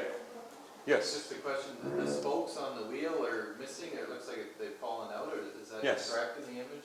No, it's drawn that way. And it's just The spokes have come out of the wheel. Cosmology? This is a hex. It's no longer 8, it's hexed. Yeah. Okay, we can't get to outer space, we can't get outside of our evolution, we can't get outside of our genetics. After that solar flare, solar maximum, wipes the planet like a billiard ball, which is what it's threatening to do, then the only people that will survive are the Charles Manson types, who say there is no truth, there is no value, there is no life. I'm sorry. No, okay. Go for it. Otázka byla, že je v tom posledním kole chybí ty, já zapomínám, jak se, ty šprušle, loukotě, a jestli byly schválně vytažené, a Vincent říká, že ne, že tam jsou, nebyly namalované, a v tom posledním kole už jich nemůže být 8, už bude zase jenom 6, což znamená, že v ten okamžik už nedokážeme překročit hmotu, už budeme s ní svázání, už tam nebude žádná naděje na to projítí skrze tu 8, a jediný bytosti, které přežijou, budou ty bytosti toho typu, toho Mansona, který říkají, že všechno je špatně, žádná pravda neexistuje, všechno je ztraceno. Excellent. Yes. Maybe it's like a wheel of time, and it's saying that the wheel of time is gone, and That's right. and that now we can write a new slate. Or we start time over again, or we just may not be here. Or in a widening gyre the center cannot hold. That's right. Že buď to, je to jako kdyby kolo času, a to Slouching poslední towards kolo Bethlehem. znamená, že staré kolo času skončilo a buď začneme malovat nové, a nebo už tady jednoduše nebudeme, protože ten vítr z toho slunce nás odfoukne jak kulečníkovou kouli, což zatím vypadá, že se skutečně stane. Keep in mind, this was done 700 years ago. A nezapomínejte, že tohle bylo namalováno před 700 lety. So, the wisdom of the learned men become the ravings of psychotic fanatics. Takže moudrost, Does that sound familiar? kterých se stala touhou nebo šílenstvím těch psychotických fanatiků.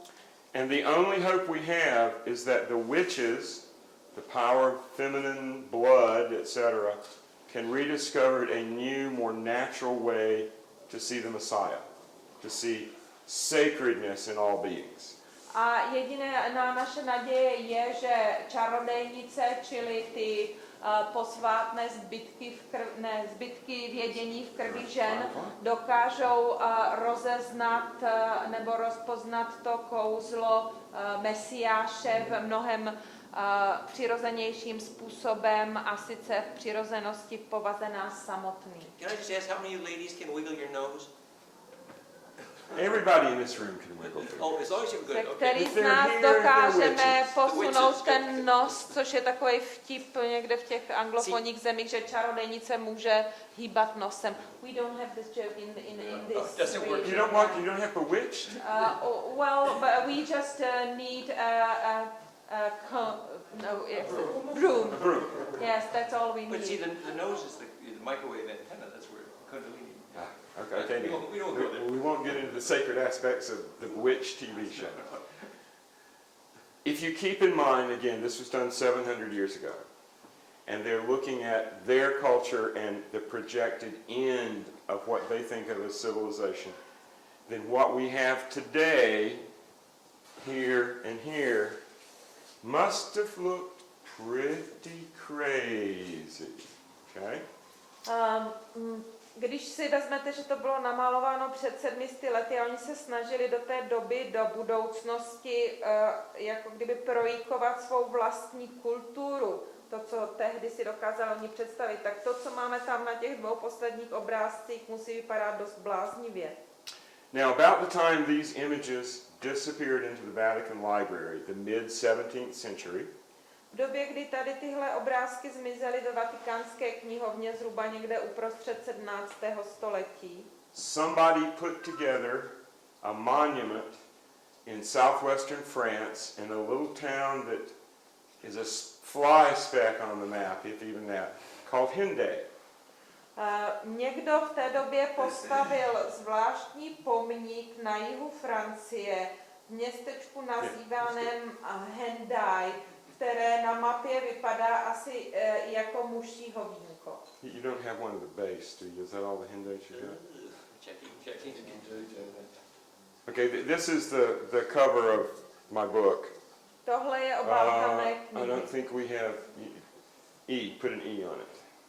Is it near Biarritz? Or is it Yes, it is. It's definitely. All To někde right. Because blízko you say south of France. Biarritz, Southwestern. Okay. Okay, jiho-západ you can get rid of that. That doesn't show what I'm going to talk Francia. about. Okay. That's the cover of my book if you're going to look for it. Takhle bude vypadat ta obálka Now, mé the knihy. reason why I got so excited over these and was immediately able to put some sense in them where nobody else was I had spent 5 years working on the Hendaye cross. Důvodem, proč jsem tady z toho byl tak nadšený a proč jsem v těch obrázkách okamžitě viděl nějaký smysl, bylo, že na té knize o té Hendaye pracuju už 5 let. The base of the cross is a cube. A základnou kříže je krychle. It's a cube. Krychle. And on each side, each face of the cube, the four horizontal faces, Ta strana ta boční strana té krychle are images. má obraz. Facing west Na západ je toto. is this image of the sun, except the sun is not happy. Je to It's an slunce. angry sun. Až na to, že to slunce nevypadá šťastně, je to rozzlobené slunce. On the opposite side, the east side, the 8-rayed star. Na opačné straně, na východní straně je ta 8ramenná hvězda. And on the north side, the eclipse, man and the moon. A na severní straně je tady to zatmění, ten měsíc, slunce a člověk. 3 of the 4 images, the crucial images on the Hendaye cross, are in this set and are crucial to understanding this set. 3 z těch 4 zásadních obrazů na tom hendajském kříži jsou tady v té sadě těchto obrazů a jsou zásadní pro rozluštění tady těchto obrazů. The only image that's not in this set that is on the Hyundai cross is a diagram that describes this. Jediný obrázek, který let me není draw na it těch for you. obrázkách a je na tom hendajském kříži, je diagram, čili náčrt tady toho dění a já vám ho namaluju.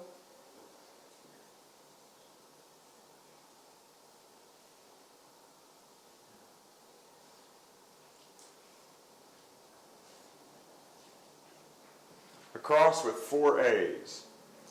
Now, Kříž a 4A. in medieval calligraphy and iconography, this style of A represents Ave Maria. See? Ve středověké That's the A. kaligrafii představuje a That's the M. symbolice představuje tenhle druh a Ave Maria, čili zdráva s Marie. So each of these A's represents one of the erections of the jet. 1, Takže každý z těch A představuje 3, vztyčení jednoho džedu. 4, or the quarters of the great year that are roughly 6,000 years apart. A nebo čtvrtletí toho velkého roku, která se od sebe liší asi 6 000 let. So somehow, some way, this information survived in folklore, cultural memory, to become carved on the Hyundai cross. Takže nějak ty informace přežily ve folkloru a v paměti lidu, až nakonec byly vytesány na ten kříž v Hendai.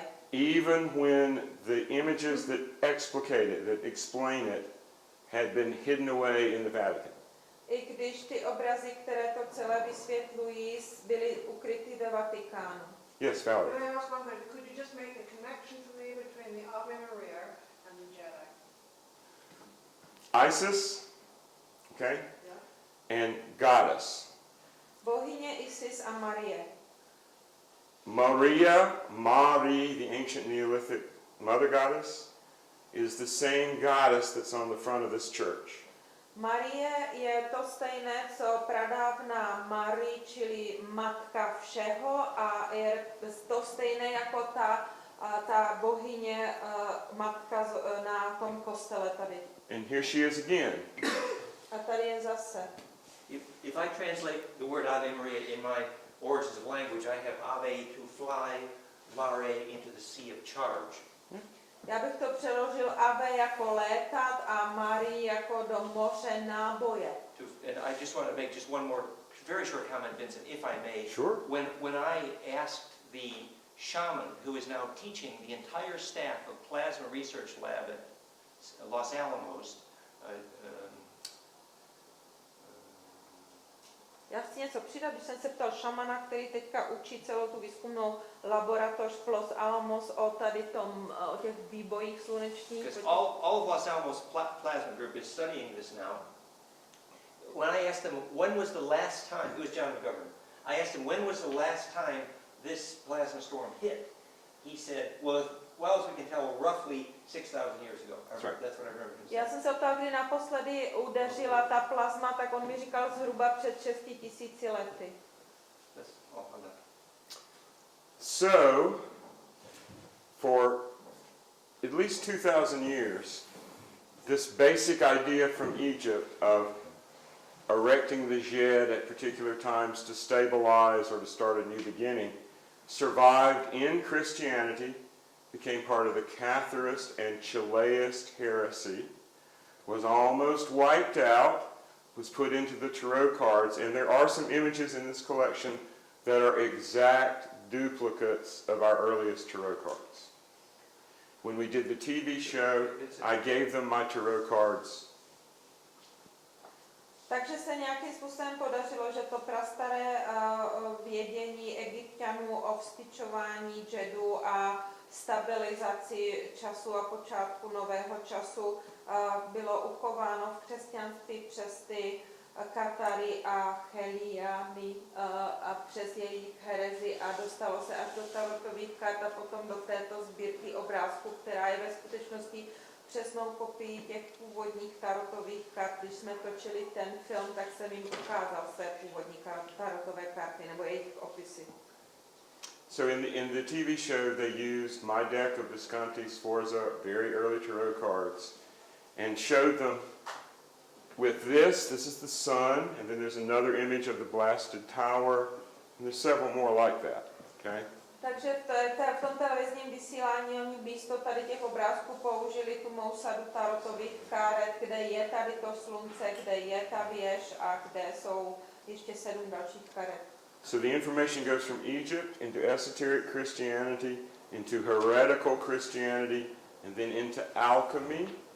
Takže ta informace jde z Egypta do křesťanské hereze, křesťanské ezoteriky, pak přechází do alchymie. And then just in the nick of time, just seconds before destruction, A vteřinku předtím, než byla zničena během mžiku, the universe goes, ollie ollie oxen free. Ole, ole, in free, and you can come out of hiding for free. That's right. When you play hide and seek and you can't find everybody and you want them to come out, you go, ollie ollie oxen free. Everything's open. Everything's open, everything's vesmír revealed. zakřičí něco takové jako a přestaňte se schovávat, už se všichni ukažte. And this is what we call It's the the information age. Yeah. this is what we call the apocalypse, which in Greek does not mean destruction, end of the world, disaster. It means lifting the veil. A proto to se nazývá apokalypsa, protože apokalypsa neznamená v řečtině destrukce nebo zničení, znamená to zvednutí závoje. So, Questions? was that a happily ever after? Let me just ask it in case No. it's not clear. Oh, no. It But could here be- we are. it could be Here a- we are. Here we It are. could be a Okay. to be continued. Oh, at least it's It may be, or they may cancel us, all right? A chceš tím říct, že od té doby už budou žít navždy šťastně? A Vincent říká, ne. A Roger přidává, no ale může to být, anebo to může taky znamenat, že nás to úplně smete, protože jsme teďka tam a ukáže se. I wanted to do a little follow-up with Vincent at some point about alchemy, Dee, and Shakespeare with a little dialogue, but it's a question of timing. But you guys still got some more sessions to Yeah. give over the next couple of days. Okay, that's fine. Tuesday and Wednesday. Great. So your timing is... Yeah, and I'm sure there's going to be questions. Yeah, I can't believe it took me 2 hours to do that, but Could we I'm do sorry. a short break? I have a question. I'm just curious about a little thing. When you were talking about the 5 powerful cultures of the time all living together, the Celtic and the Jews and in South France, did they have a collective name? actually they didn't. Or if that collective name exists, it was lost. Otázka je, jestli těch 5 kultur, které vytvořili to podhoubí v té jižní Francii, aby mohlo tohle celé vzniknout, měli společné jméno a Vincent říká, že buď to neměli, anebo se ztratilo v čase. Where did the scholars of Granada come into this? You know, did they just help keep the knowledge alive? Yeah? Moorish? Islamic culture preserved the astronomy necessary to make sense of this. Islámská kultura zachovala astronomii, která tomu celému dává smysl, čili ty vědci z Granady nebo mudrci And z Granady. remember, the tarot cards that are sort of like one version of this contains very powerful Arabic astronomy Wait for as 2 part of it. seconds and make an A announcement. nezapomeňte, že tarotové karty, nebo aspoň jedna jejich verze obsahuje velmi jasnou arabskou astronomii. I'm just going to interrupt. We'll do some questions, but I need to do some logistics with Radka. Radka? You know, tomorrow we're meeting the bus at 9:30. Yeah, no, at 9. Oh, at 9. Yes, Okay. because I was agreed with Radek Foy. If we are going to meet in Kutná Hora, can between 10 and 10:30. So, Where is the meeting point? of the bus, No, yeah, where do we find the bus? in Kutná Hora, we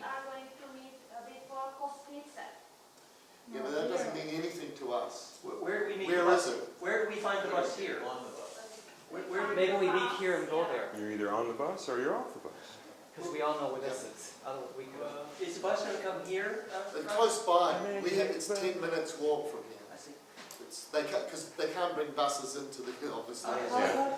How much will we register, I'd like to see everybody? it. I'm going to write to address. Let's hear what Reka has to say. If Paul had one Yep. that I, Okay, I have two actually. okay. Hopefully not too long.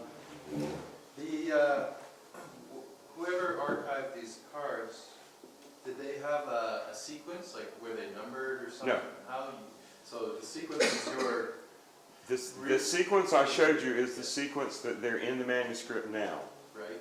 And they were put that way very carefully, I'm sure. Yeah.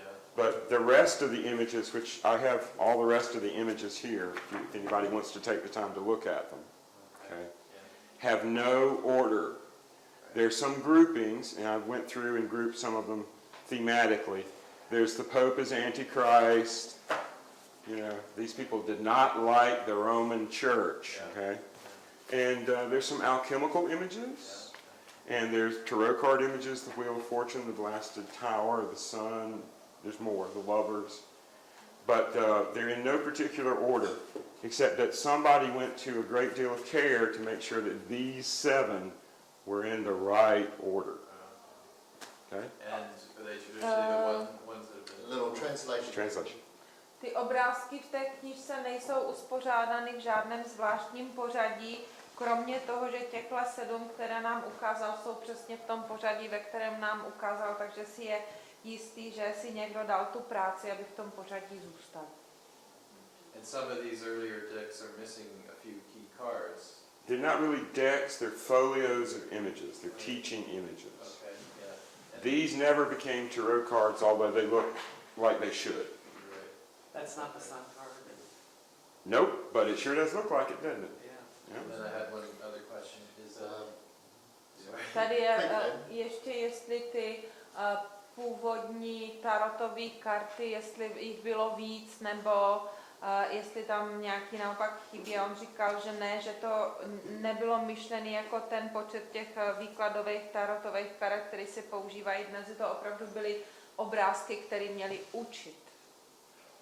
That period in history when the Cathars flourished in France and all the heretics sort of moved from all around Europe to concentrate in that area, do you think that was by design, that the church just sat back, let everybody conglomerate in one place, or just...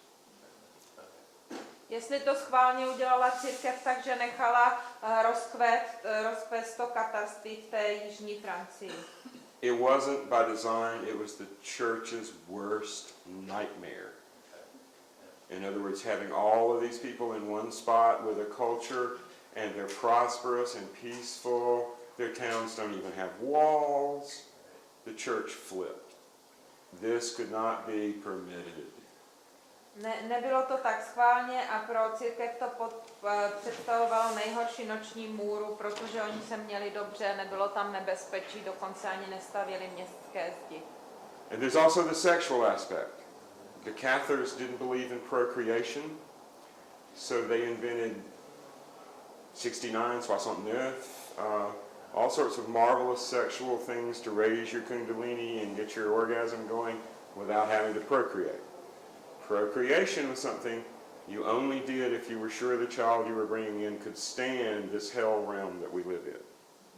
A další věci byla taky sexuální otázka, protože Kataři nevěřili na jako tvoření, na rozmnožování.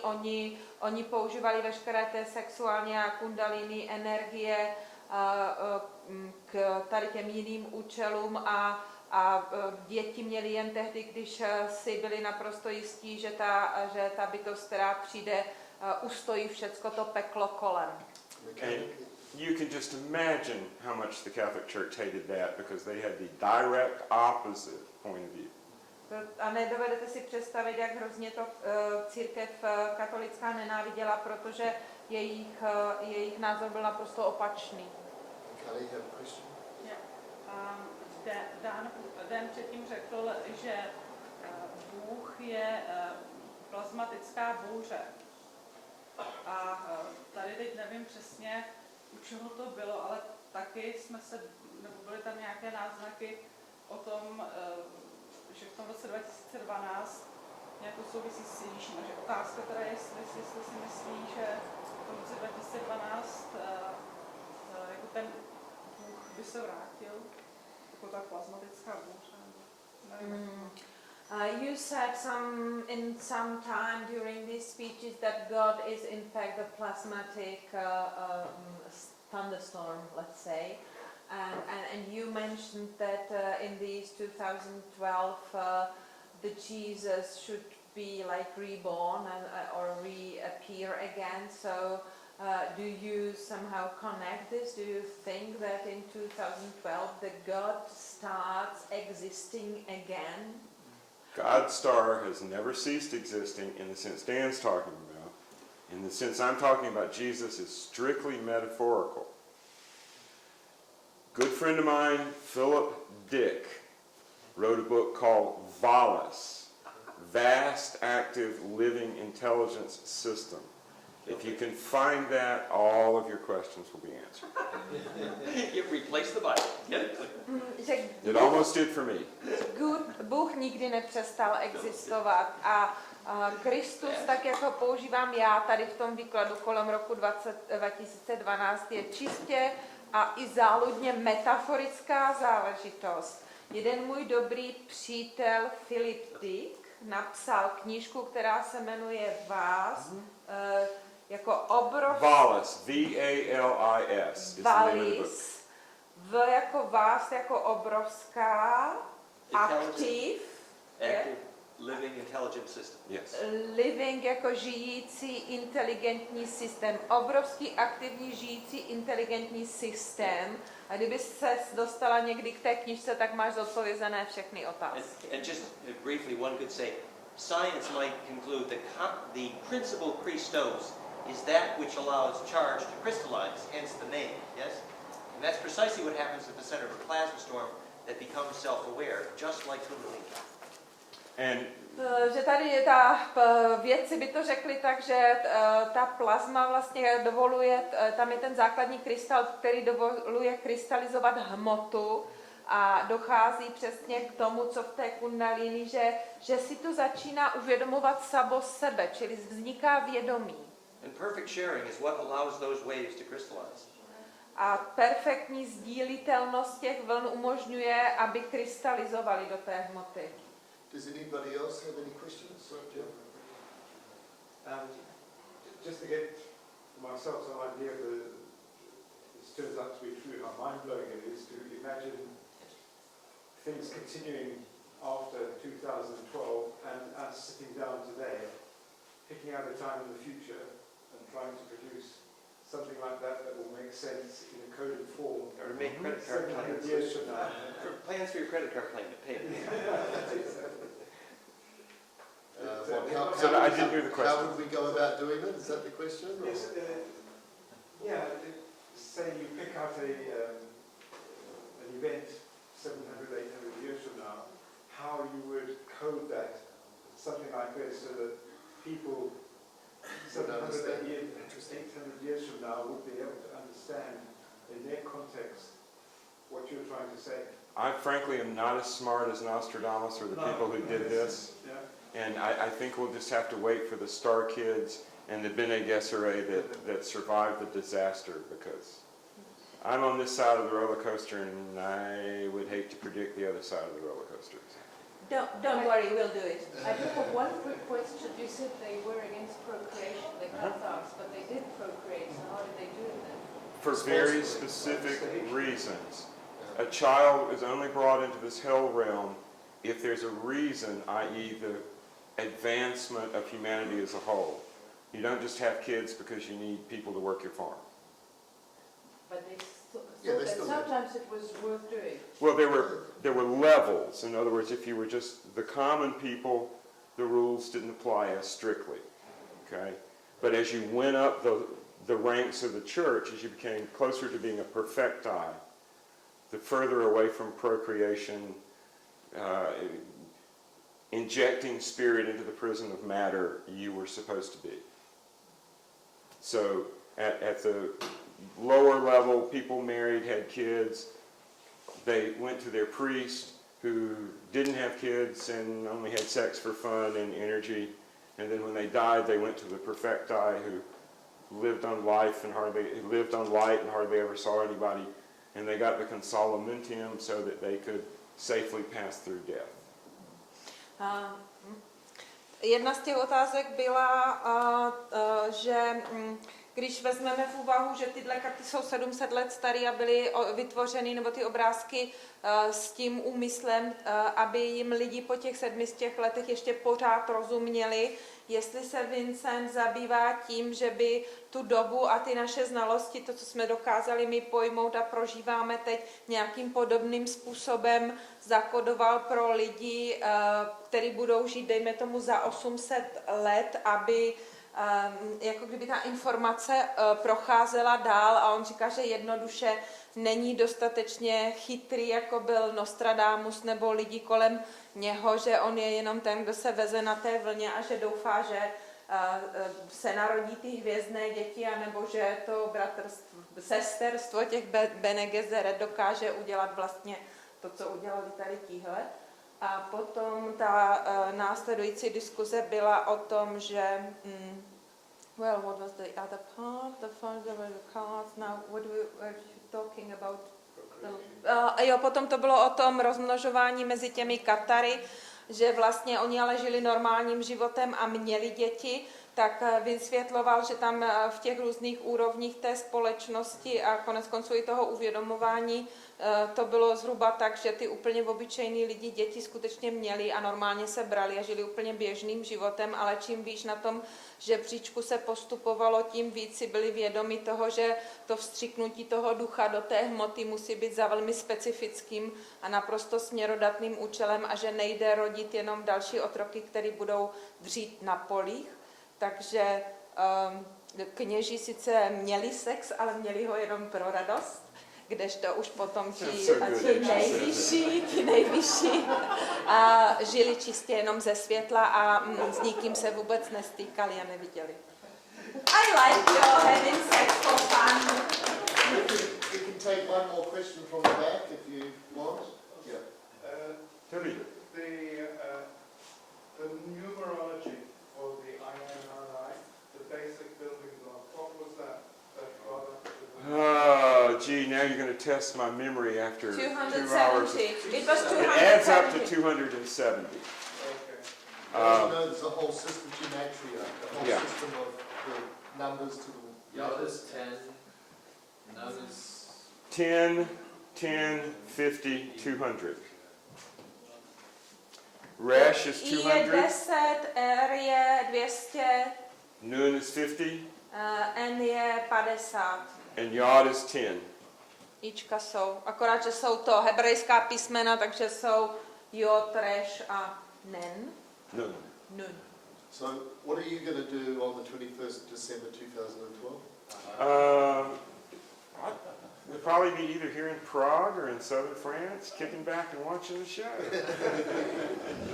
Well, that's a date. Or Jamaica. Co budeš dělat 21. No, prosince 2012? Buď to budu tady nebo v jižní Francii a budu čekat, jak ta show bude vypadat. I have no desire to live through it. If it's going to be that bad, I just want to be in the front and go quick. But it should be quite a show.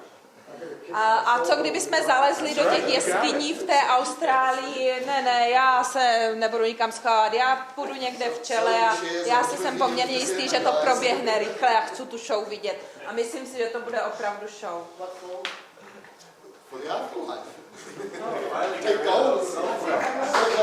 A tahle končí tedy